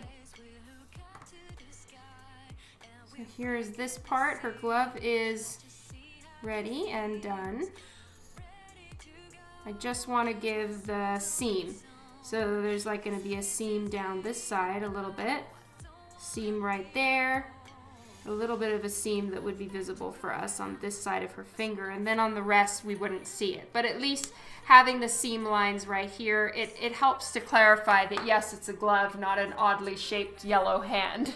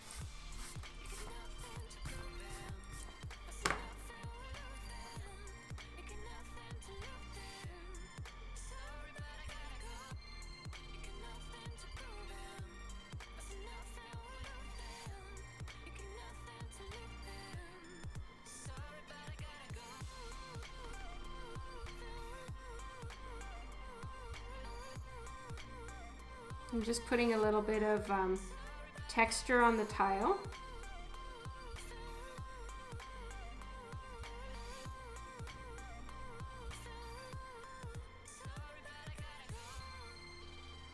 I feel like a lot of lines, even though you have a ruler there as a guideline, they still look better with a little bit of texture to them, or a little something that throws them off from being like a perfect straight line.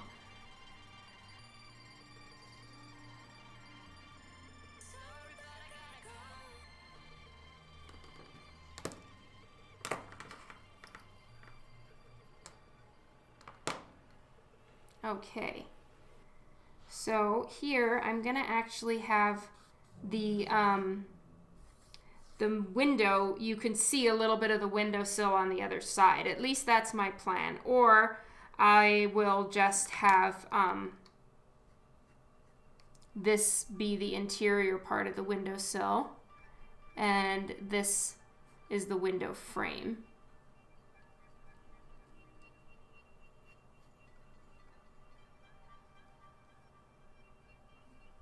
If that's the inside, this is where the line would be. And then right here, there would just be a line going out to the back part, to the exterior part of the frame. You know how a corner is met by two pointed pieces.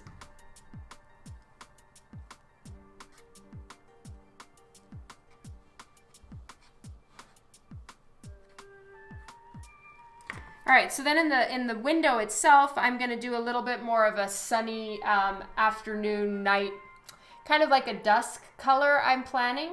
And then I'll just go over it with white colored pencil to make it look like the window, you know, where the window itself has a little bit of a glare on it.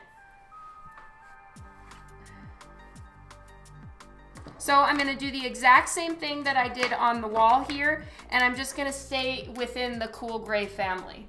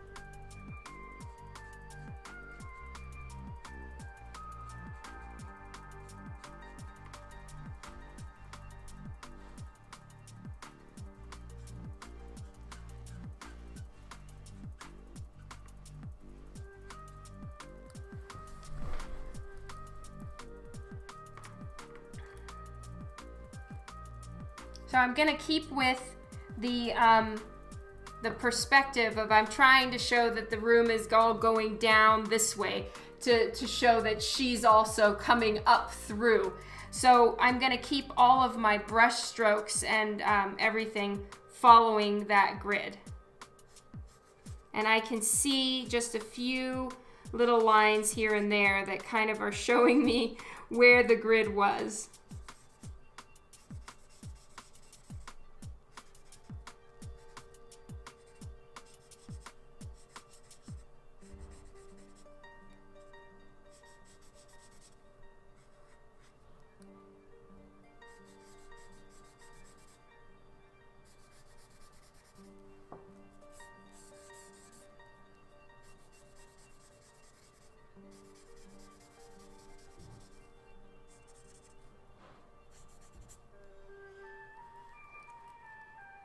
Okay, and then I'm going to put a little bit of shadow under the windowsill, just to give the windowsill some depth.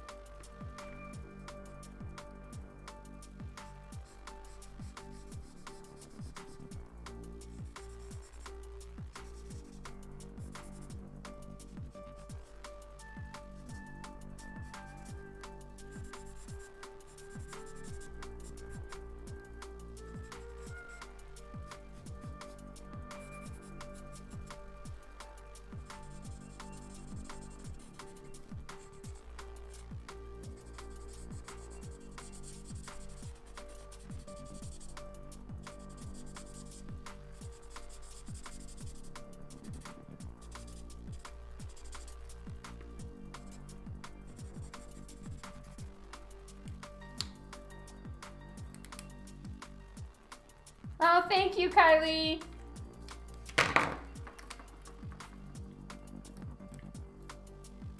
All right, so now I'm just gonna shade some of these a little bit more, give them a little bit more texture.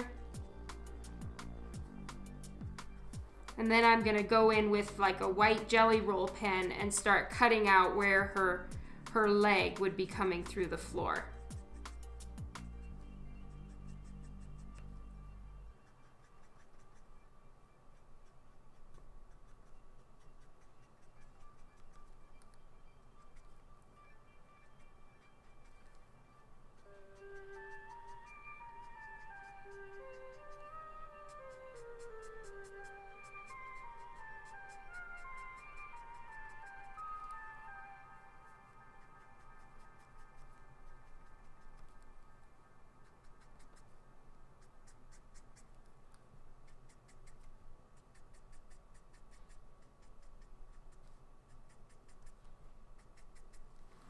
There we go.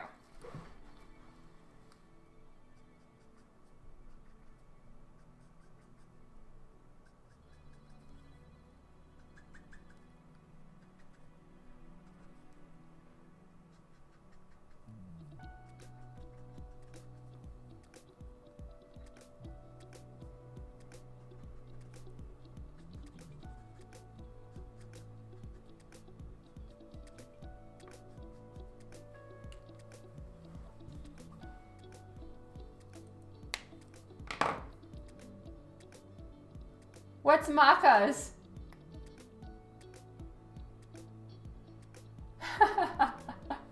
Yes, it's true though. True story, I am Frood not.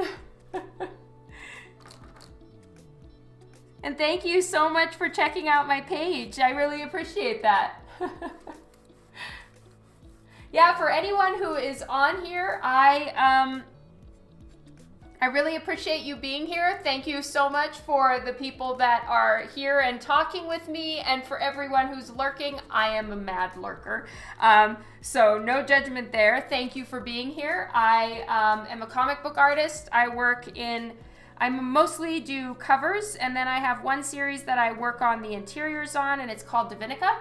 And please feel free to go check out my website, subscribe to my email list. I talk a lot about the general day-to-day life of being in comic art, what deadlines are like, a lot of different things like that. You can go check out my my website. Here I'm gonna go put hashtag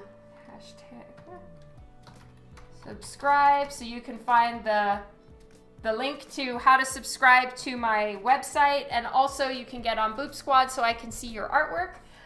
Thank you so much, Philip, for doing that. You guys are amazing. Oh, thanks to some of the people that are saying hello now. Good for you, Kara. That's awesome. And I have prints of my work. I have a ton going on, and you're more than welcome to follow me on my different art channels. I post at least once a day. And I try to keep it fun. And so thank you so much for being here. I don't usually have this many people watching on my stream, so this is really cool for me. Happiness. Anyway, most of my live streams consist of working on actual comic book art. I have gotten permission from a lot of the publishers that I work on, that I work with, that I can stream the actual making of comic art. Usually comic artists are under pretty strong, with good reason, non-disclosure agreements where we don't show the work until it's published. But I've been given or granted some exception to that rule by a lot of publishers to actually show you guys the process. So when the cover comes out, you were actually there from sketch to final. I do penciling, inking, digital colors, traditional colors. I do all of the above, and I'm more than happy to share that with you. And I don't know why it's frozen. Well, maybe it's just my stream that's frozen. Anyway, hi, Don Leo. Thank you so much for being here. I might have to refresh. Not frozen, so it's just for me? Great. I've just seen myself frozen in the most unattractive face. Anyway, also I go to a lot of comic book conventions. I'm happy to sign books that I have worked on. I sign for free. Signatures and smiles are free. For my convention list, you can go to my website and you can see where I'm going. I go kind of all over North America. And one time I went to Kuwait. So anyway, I am really appreciative of you guys being on the stream with me though. Thank you so very much.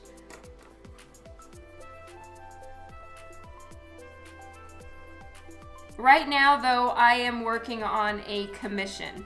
I tried to do a little something earlier on the stream today to try out a new, what I'm calling blow art technique, where you use a little air puffer. And I was trying to see if I could fudge it and not use the correct paper for this particular technique. Well, it did not work. It went up in flames, literally flames. The paper that I am using is too porous and too absorbent for the thing I was trying to do. So I've switched back to this commission that I didn't finish at Chicago Comic-Con, and I need to wrap up now. Oh wow, Tanis, that's awesome!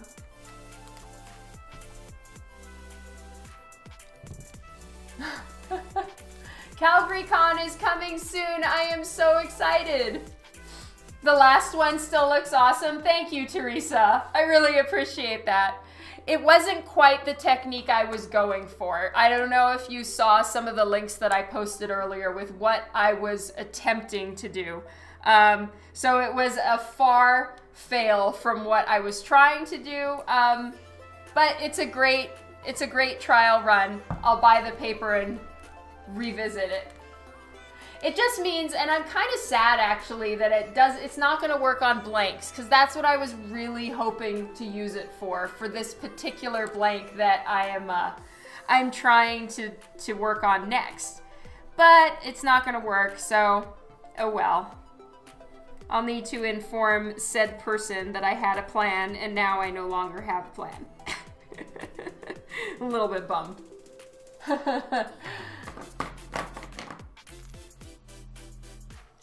I'm looking forward to seeing you there, Tanis. Anybody who comes to see me at a convention, if we are on Twitch together or you talk with me on Instagram or Facebook, please, I beg of all of you, introduce yourself and tell me your name or your Twitch handle. I've got to do a shout out for Not Star-Lord's Fault. He came to see me at C2E2 and was like, hey Dawn, nice to meet you. I'm not Star-Lord's fault. And I'm like, oh my God. See, then I can connect the face to the Twitch handle. And then I know you, but if I don't connect the face to the Twitch handle, then, you know, I don't actually realize that the person standing in front of me, I have like months-long connection with. I talk with you 3 times a week, and then I see it on Instagram or wherever. Oh, it was nice seeing you. And I'm like, who the hell were you? Tell me. Yes, Don Leo, it is. I just got a little, I don't want to accidentally blow paint onto this one, but it's a little puffer ball. And it's actually specifically for cleaning camera lenses, because I didn't want to use a straw. So I got this from it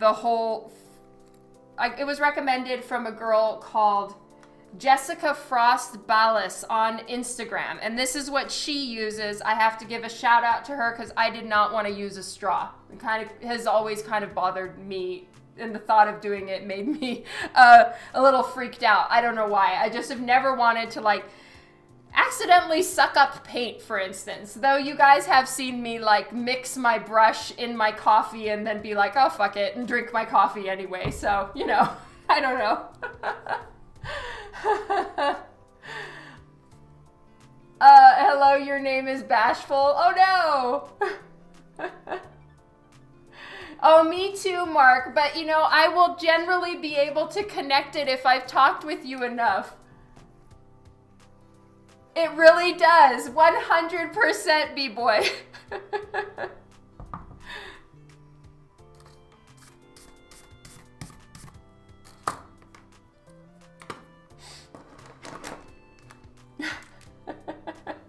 Right, PSN? Oh, thank you so much, Philip. You're awesome. Okay, so I'm still using Cool Zero. But you know what? I think I'm gonna do kind of this texture that I did on the tile. I'm gonna do the same thing on the windowsill. So the walls are gonna be, let's just say they're gonna be normal painted walls. And the tile and the floor are gonna, the tile floor and the windowsill will be made out of stone.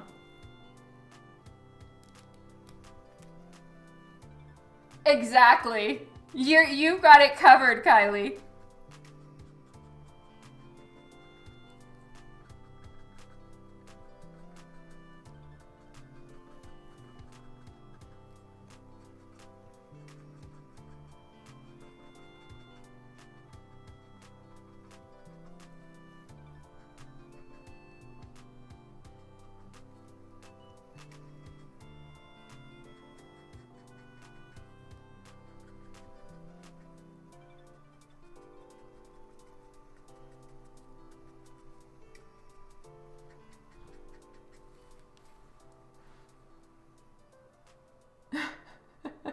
Yeah, it really would suck, right?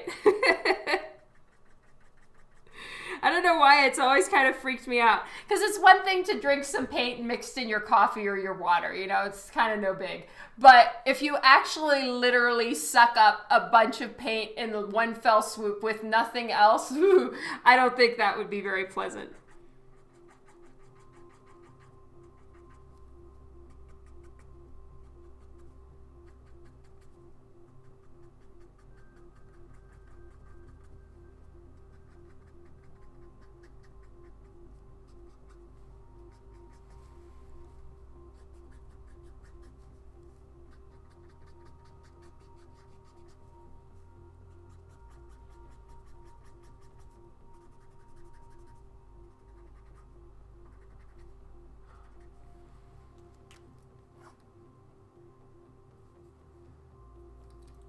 I'm holding all of these markers and I'm not even holding the one I needed.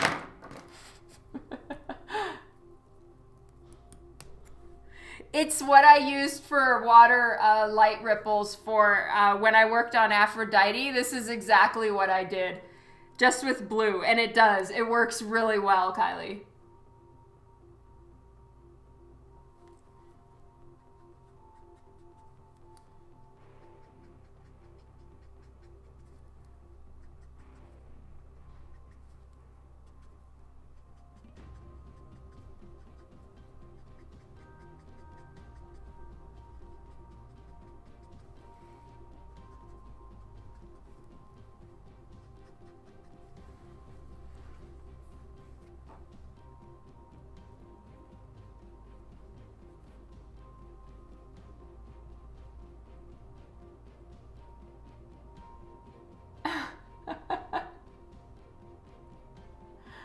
I love you too, Kylie.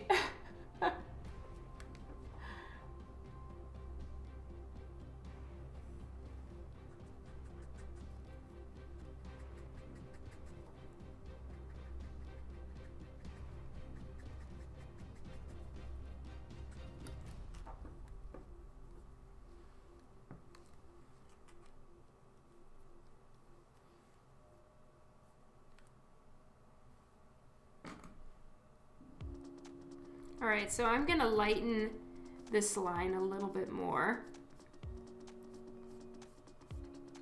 Generally gonna do a little tidy up. The line doesn't need to be that dark.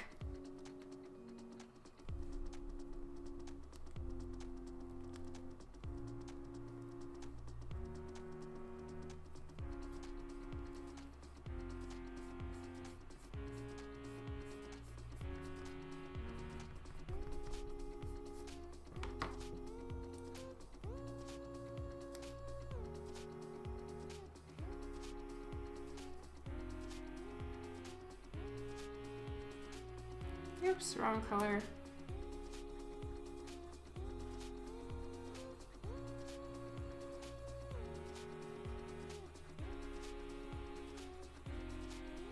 So now I'm trying to change the direction of the little bits of texture in the stone to a direction where it should be a little bit more flat. Like here I've got it going down a little bit more, and then here I want it kind of going across, you know, and I'm just kind of hoping this works.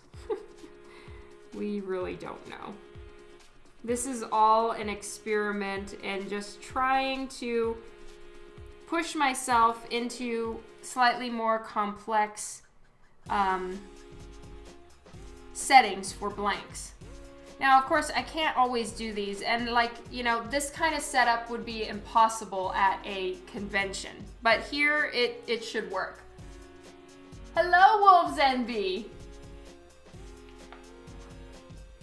Did we just get a raid and I missed it? Thank you so much for the follow, Wolves Envy.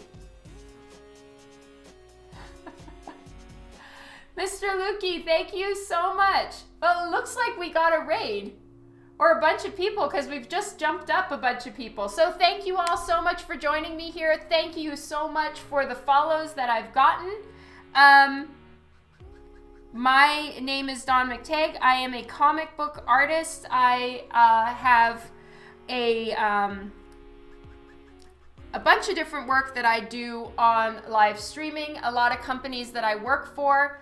A lot of companies that I work for have given me permission to live stream the work that I'm doing for them on Twitch. So it is really, really cool. And I get to do it a lot, which is wonderful. I stream about 3 times a week, and right now I am working on a commission of Kitty Pryde. She is from the X-Men, and I'm working on her and her dragon, whose name is Lockheed. And thank you, Blink Tattoo, for the follow. I really appreciate it.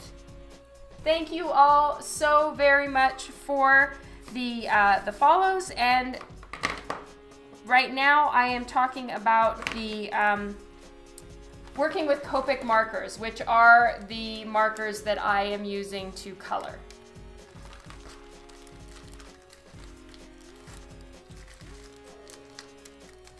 Okay, so now I'm just going to do some kind of sky right here, and then we're pretty much finished.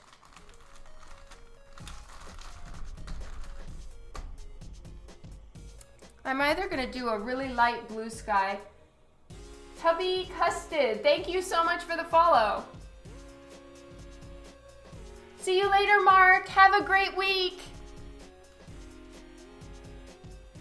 You know, I'm going to do a really, really light yellow. That's what I'm going to do. Maybe it's not going to match, but I don't care. More arts. Yes, that's right, Kylie.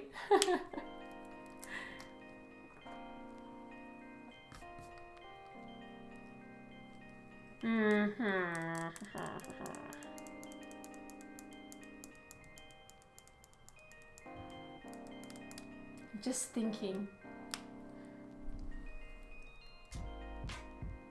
A really peachy yellow is a good idea. I don't know if I have a really peachy yellow. Yellowish beige is probably the closest thing I have to that.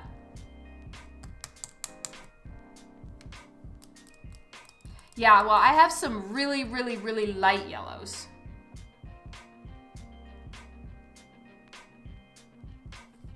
I think.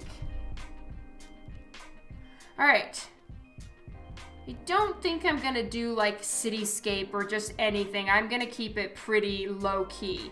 And just give it like a nice yellowy glow outside. And then I'm gonna use some yellow colored pencil to give a backlight highlight on her and Lockheed to kind of bring them into the background back there. Hello, Timmersy. Or is it just Timmers? Thank you. I don't have YR00. I have YR30 and Y23.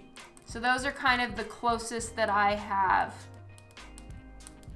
Oh, I know, actually, you know what? I was looking in the wrong spot. I do have YR00. That's a little more pink than I was trying to go for. But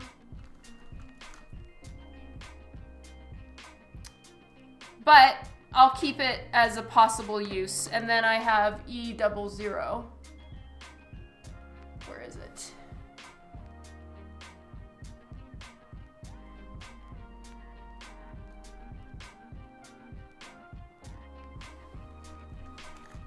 YR20. Where's YR20? Okay, YR20 would work really good, actually.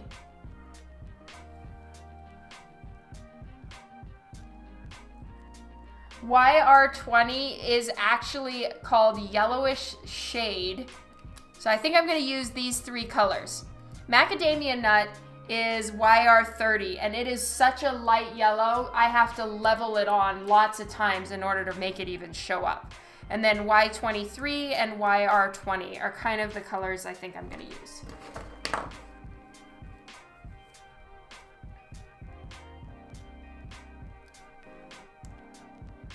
Okay, YR30. I'm going to make sure that this is really full because I have to use so much of it. Do I have it here? No.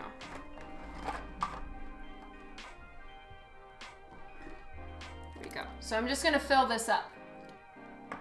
How soon will the new art book be available? I heard from the printers that my art books are entering the US on April 9th.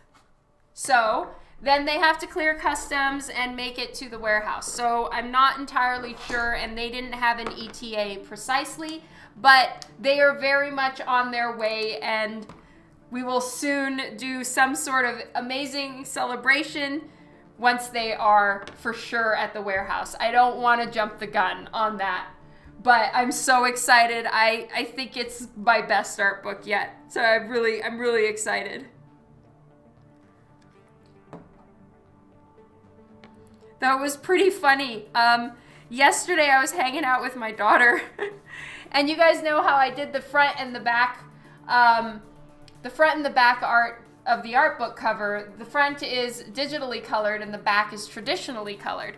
And I've been talking with her and being so excited that at least the sides match up, right? So like it's if you put it together, it pretty much looks like one face. But I hadn't explained to her the whole concept of what I was doing with the traditionally and digitally colored, and she's like, Mom, you know, I really don't want to be mean, but I gotta break it to you that they don't look the same. Like something doesn't look matching about these, and why are you saying they look the same? And I had to explain to her that, you know, it's colored in a completely different medium, so they're not supposed to be identical. But it's the fact that the art and line art matches up that I was so happy about. So anyway, it was pretty funny.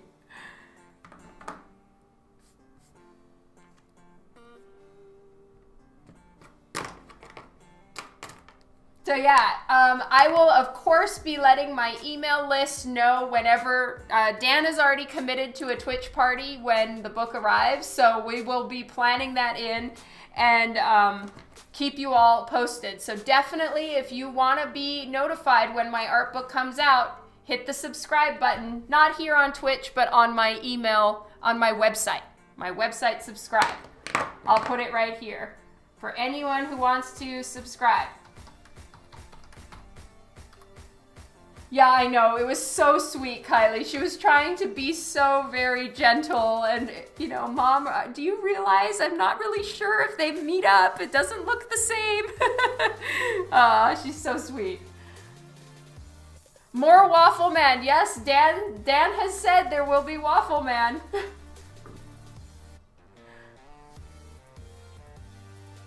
Yes, I will have some early books for Calgary Expo. I had them specially couriered to me here so that I could have them for Calgary Expo.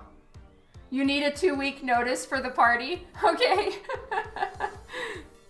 Okay, so now I'm using YR30.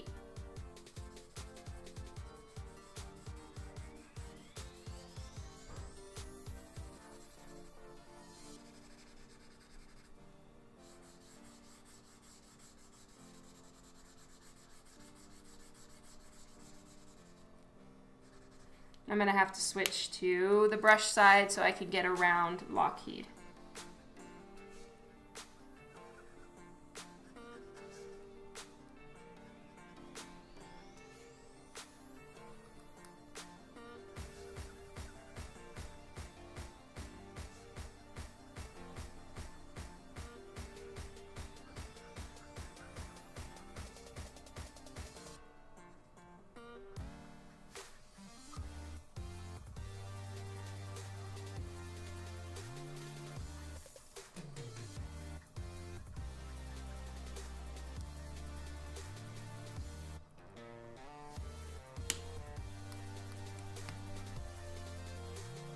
Dr. Sausage, you'll have to discuss that with Dan.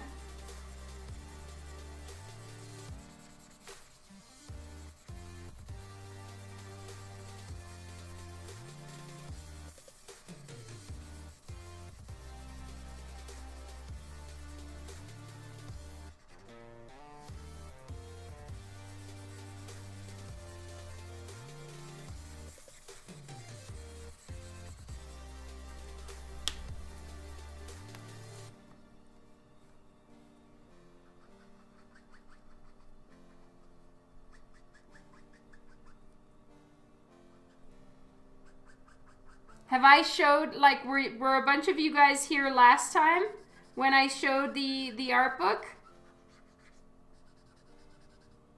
Since I did the whole thing on Twitch pretty much, I think.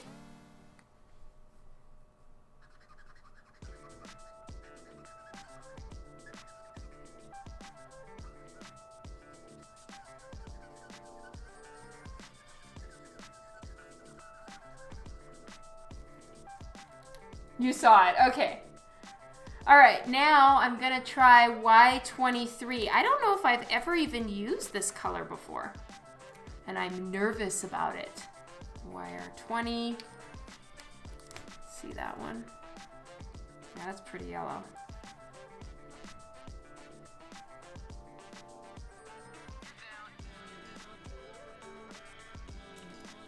I'm just gonna have to blend it out really good with this guy.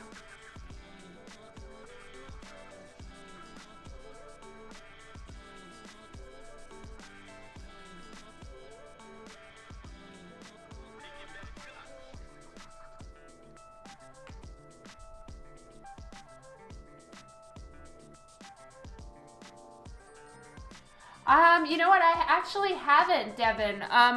Usually, I think that Zenescope does make it available on their website, but like a week or so after. And chances are they send it to like their VIP group first, and then afterwards everybody has access. I'm not really sure how it all works with their timing. But no, I haven't seen anything about it from Zenescope yet.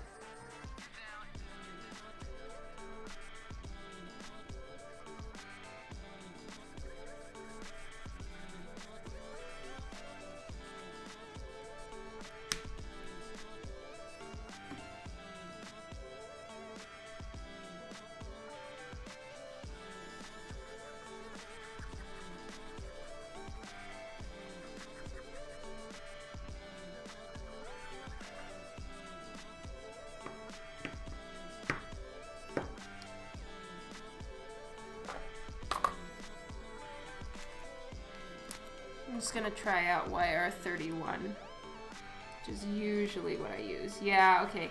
YR31 is just a little tiny bit lighter than the other colors I was trying, so I'm gonna stick with YR31. Sherlock would eat him. So true.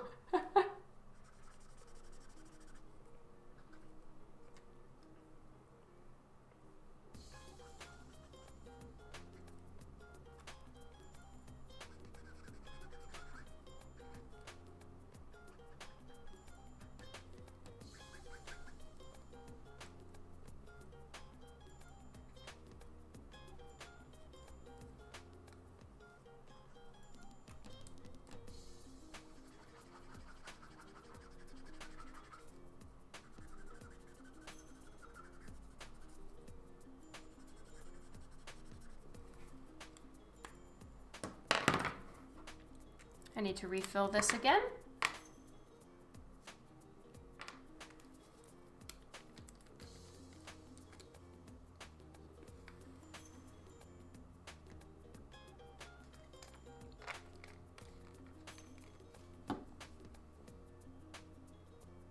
Okay, I'm just refilling my marker again, because this color is really, really beautiful. Like, I love this YR30, but it's so light and I have to just go over it a bunch of times. And I think the back side of this blank is printed on, so when the paper gets pretty saturated, you just start seeing, like, it kind of goes see-through. But it'll, once it dries, it won't be see-through anymore. So the kind of gray look that happens when I'm really working on a spot fades.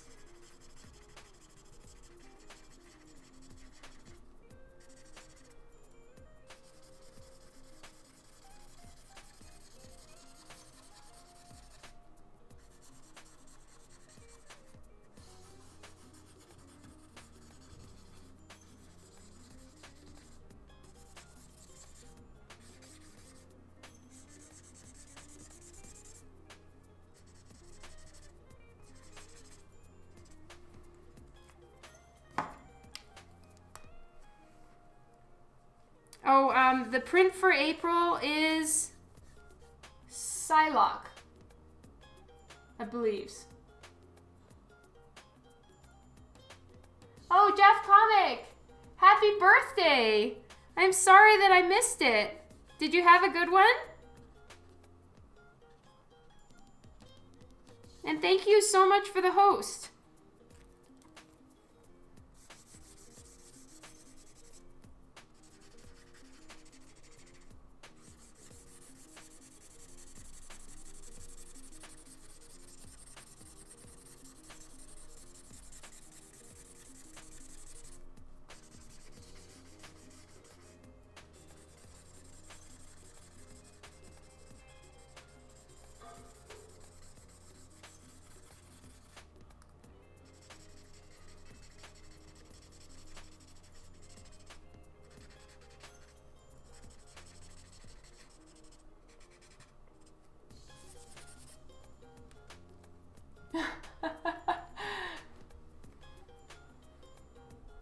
It is Psylocke. Okay, thank you. Yeah, it was Stever's birthday yesterday too. So cool. Hey, Tom. All right, I think that's good enough, especially because, as you can see, it's starting to bleed out.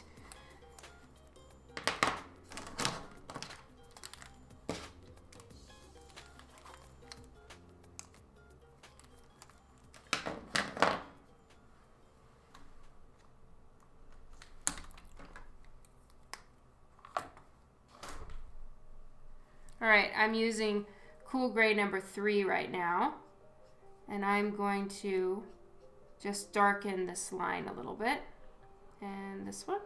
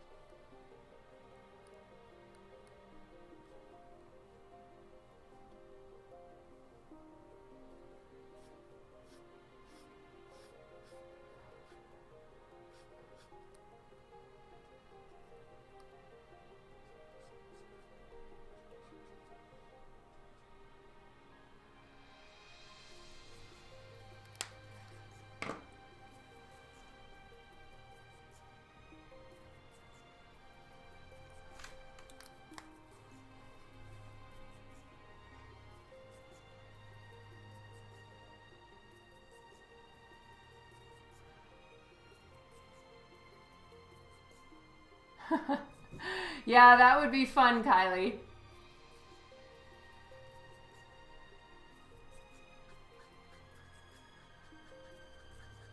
All right, so I want this side to look a little bit more in shadow, so that it kind of, it makes it a little bit clearer that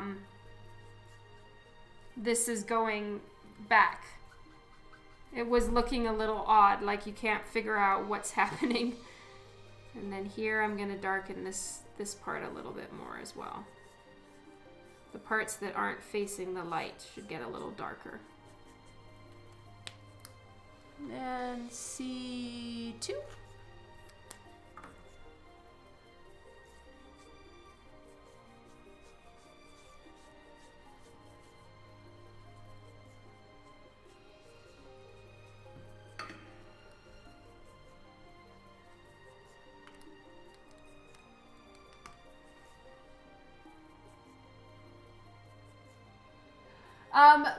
Busmaster, I sometimes go with my full set and sometimes I bring just a few.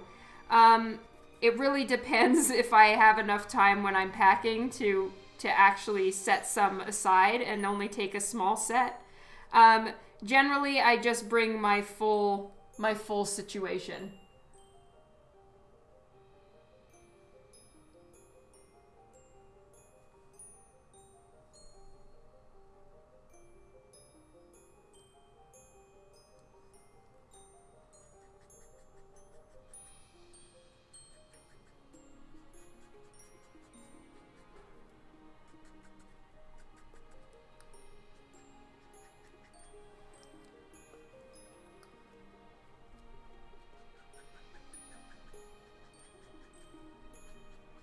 I agree with you, Kylie. I don't charge for signatures.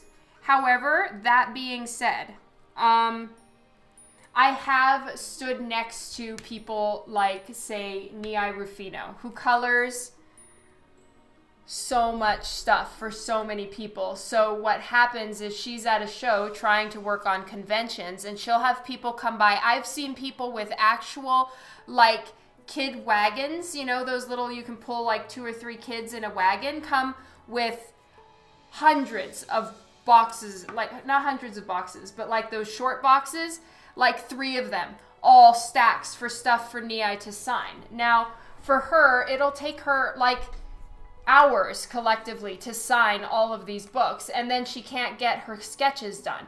And I've seen it just all day, every day, she's getting hit with tons of signatures. And in her case, and I'm just using her as an example, but like for anyone, I know that they don't mind doing the signatures. What happens is they're just trying to protect their time too. And you might get to a point where it's just like, oh my God, I can do nothing but sign.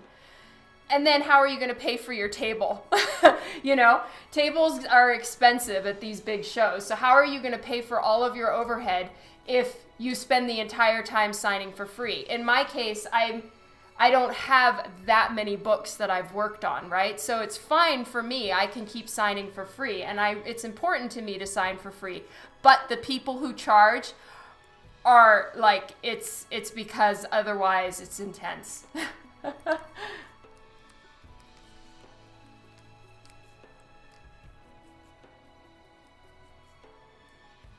No, Busmaster, I don't know how many you have as far as markers.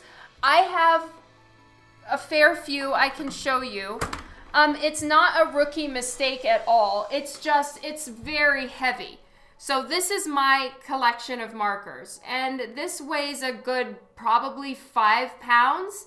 And then you're running into weight, and you are running into somebody stealing your markers, which just happened to an artist friend of mine where his full set got stolen at the show.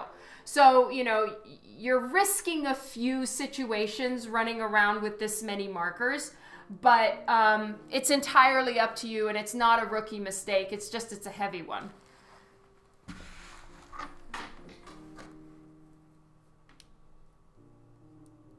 Wow. See, now that's a lot.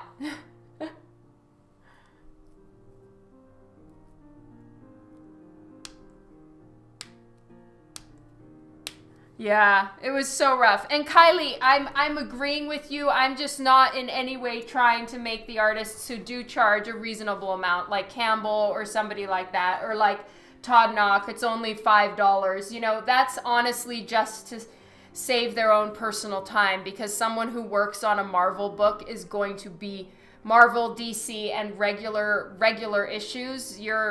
whoa, it's a lot. I've seen people get nothing done. And then they're like, how am I going to pay for my overhead?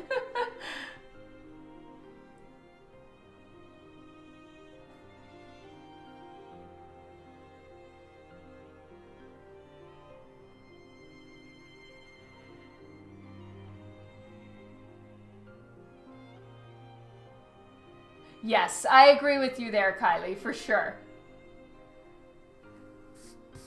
Okay, so now I want to do a little bit of colored pencil to kind of bring that sky tone into the environment for her.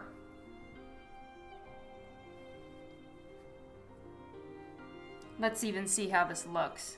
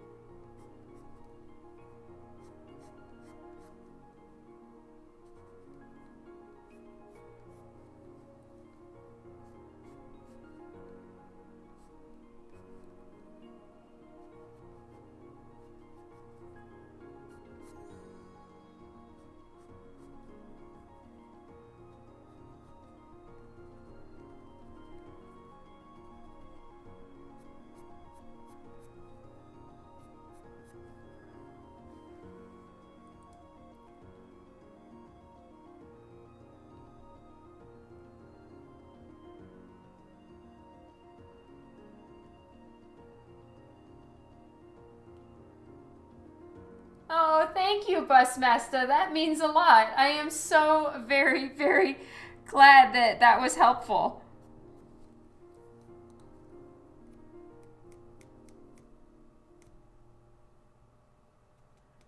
Do artists carry insurance? I don't believe so. I don't have my markers insured.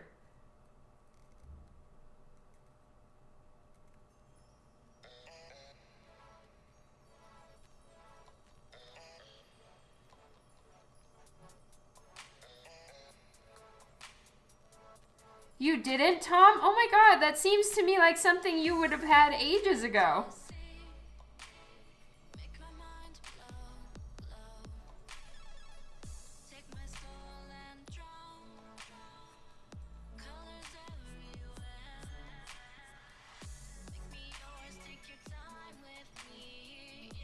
Oops, I forgot to color that part right there.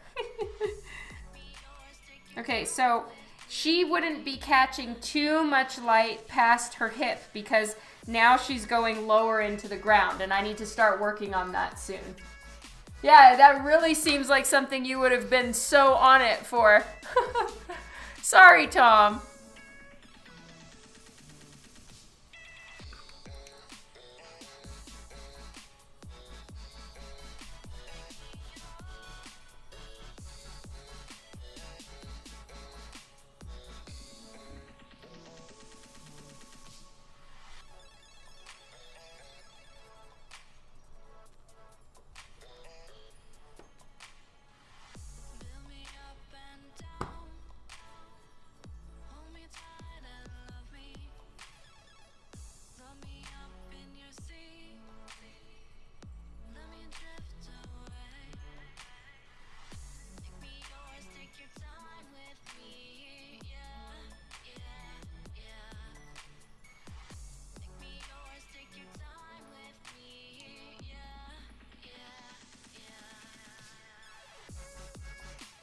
Are you serious, Juan? That's so cool.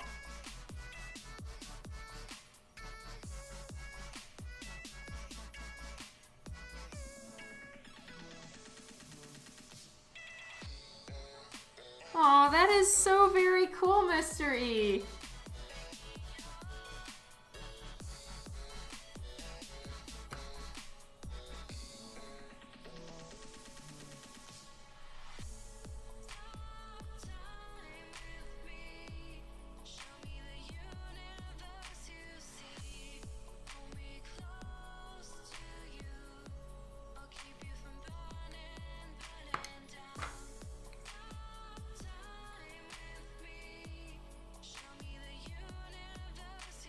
Oh, Scott, I'm sorry.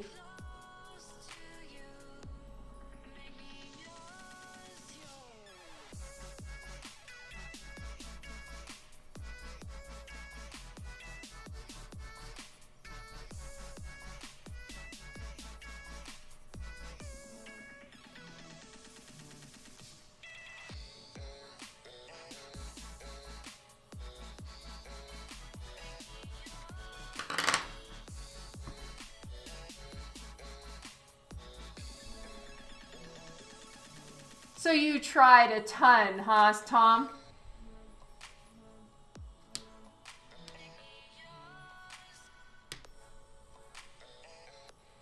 I had him sign the JSC image. Oh, well, at least you have time with Campbell, though. I just saw Calgary Expo tweeted and said that Campbell's not going to make it anymore, which is sad. So he's not going to be at Calgary anymore. Which I know you're not in Calgary, Devin.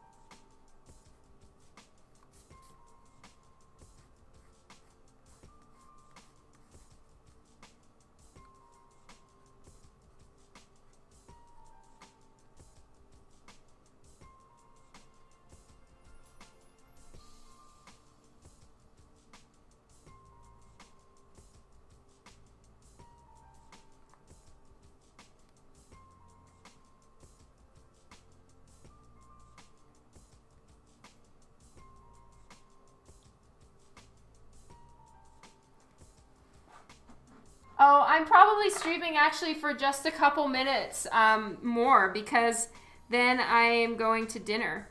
So I'm actually just waiting for Dan to like let me know when dinner time is, and I'm doing the final touches on this guy. And then I'm gonna head out. Tentatively at 7:30 my time.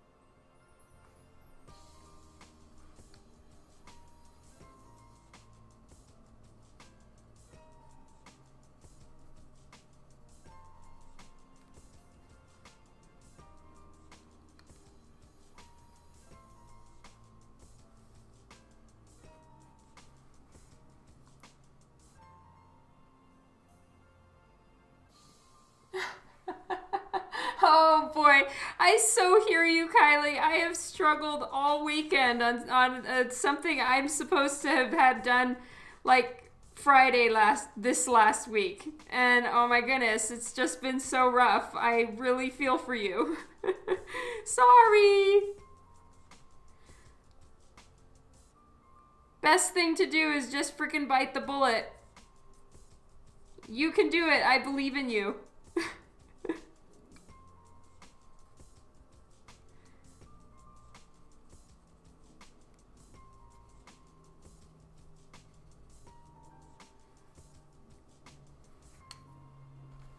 All right, now's kind of the moment of truth because I need to start putting in some actual highlights.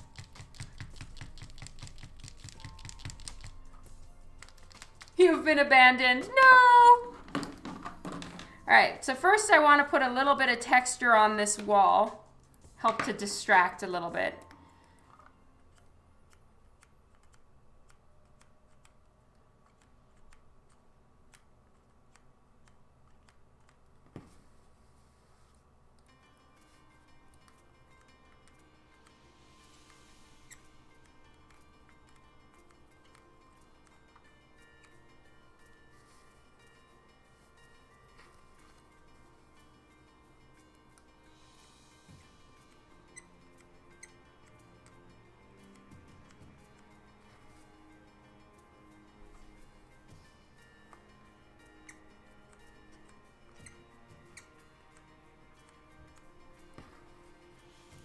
No, thank you, Tanis. Well, I haven't been called yet for dinner, so I'm literally just gonna work on this until it's finished or until I am summoned.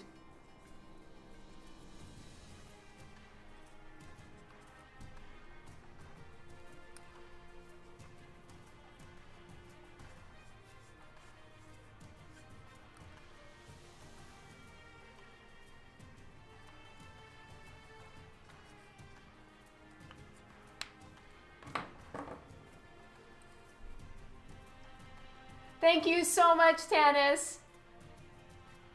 What looks like a shower curtain? The wall?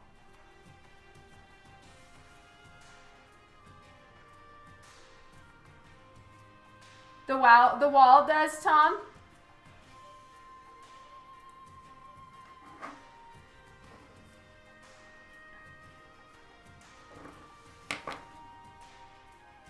All right, where is my marker? Here we go.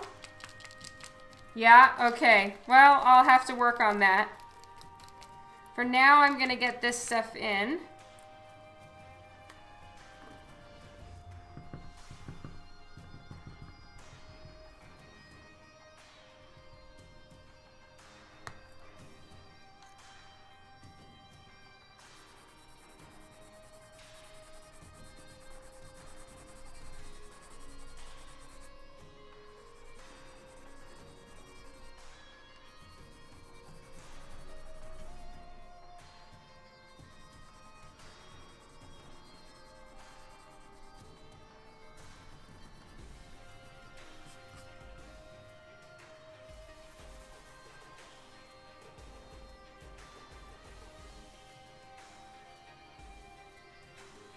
Hello, RoboCop.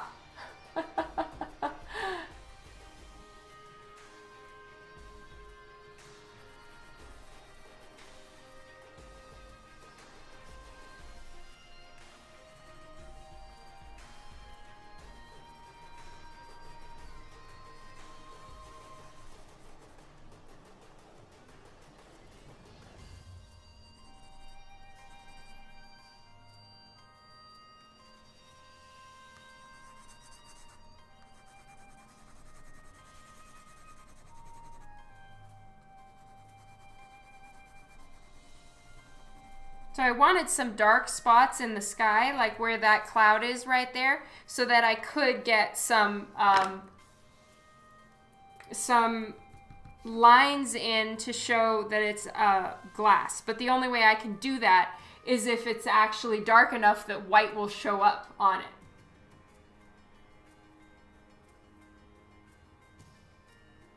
See you later, Scott. Have a good one. Enjoy your evening.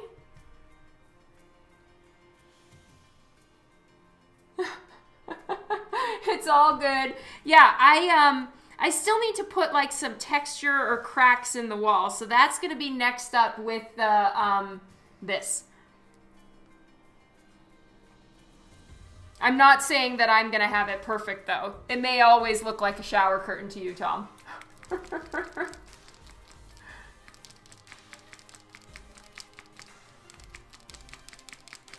So I have to activate the ink in these. They tend to settle and separate. So there's a little like metal ball inside, and I'm shaking it to mix up the paint inside.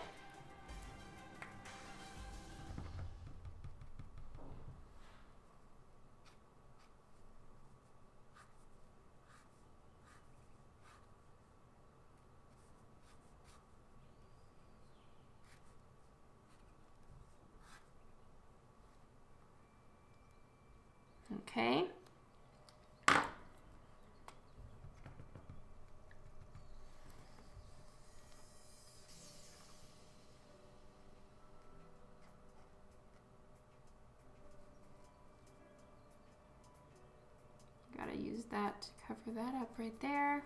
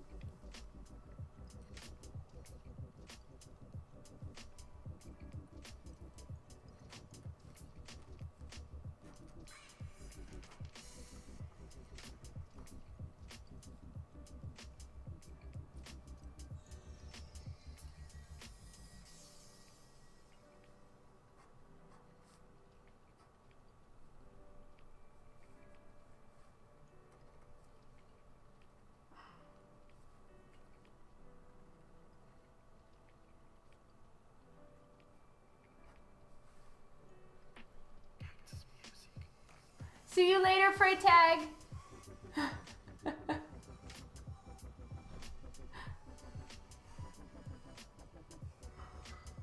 Oh, that is so awesome, Devin. I'm so glad you did. And thank you so much for getting the books.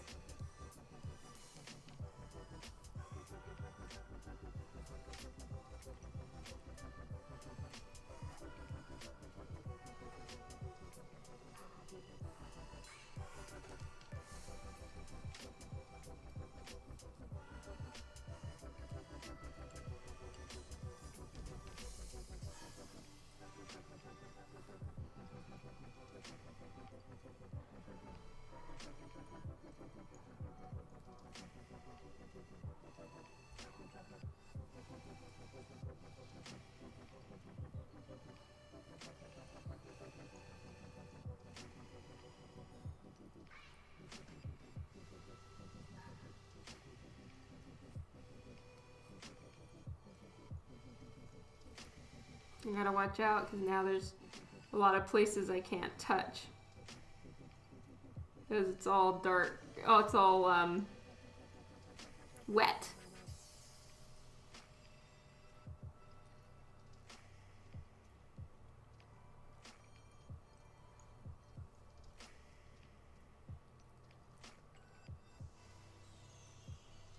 I love you too. Pulling the shower back, psycho style commission. Okay.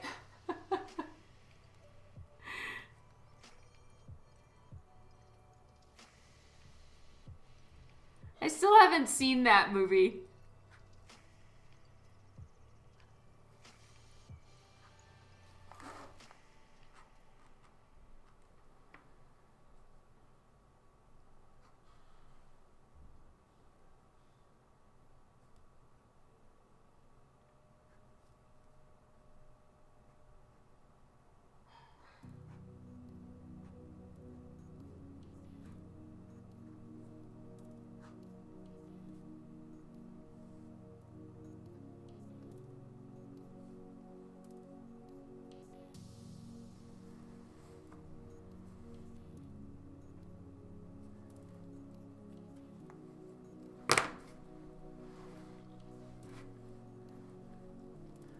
I know, I'm sorry.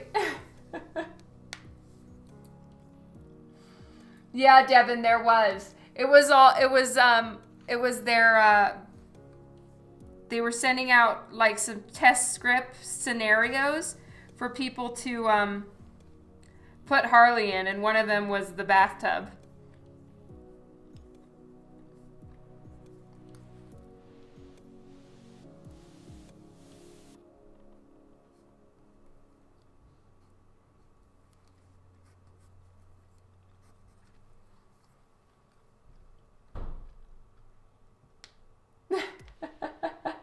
Yeah, no, Dad just told me it's dinner time. So I think that this piece is pretty much done. I'm going to have to look at it and figure out what to do to, like, if Tom isn't joking. Because, you see, I didn't really want to make the background have a lot of color and vibrancy, you know? I just kind of wanted it to look light and not really part of the scenery, or drop it back a little bit. But maybe I dropped it back too far, so I'm going to need to think about that. But otherwise, this thing is done, and I'm actually really happy with it. So, it's time for me to go have dinner. The wall, okay, I'm going to stop noodling it. I stopped. Kylie said stop.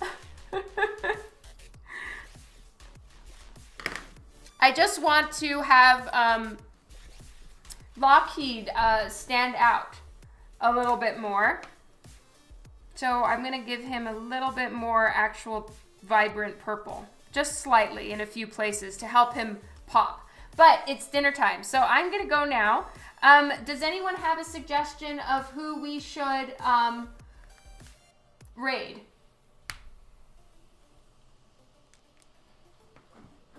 Let's see. Let's go raid somebody. Give them lots of love. Thank you all so much for hanging out with me. For anyone who is new to my work, please feel free to go and subscribe on my website, and I will keep you all updated on what is going on. And I love you all. You guys are amazing. This was so fun. Thank you for your encouragement. I've been stalling on this one, so I'm really, really glad that I was able to get it done. All right, I'll take a look. Thank you. All right, McTeigue is on. Oh yeah, let's go say hi to McTeigue. All right, we're going to do /raid M3 ATSHAKE. All right, love you guys. Let's go raid McTeigue and give him lots of love. And I won't be able to stay super long, but I'll go in and say hi too. And I love you all. I'll catch you on Wednesday. Bye.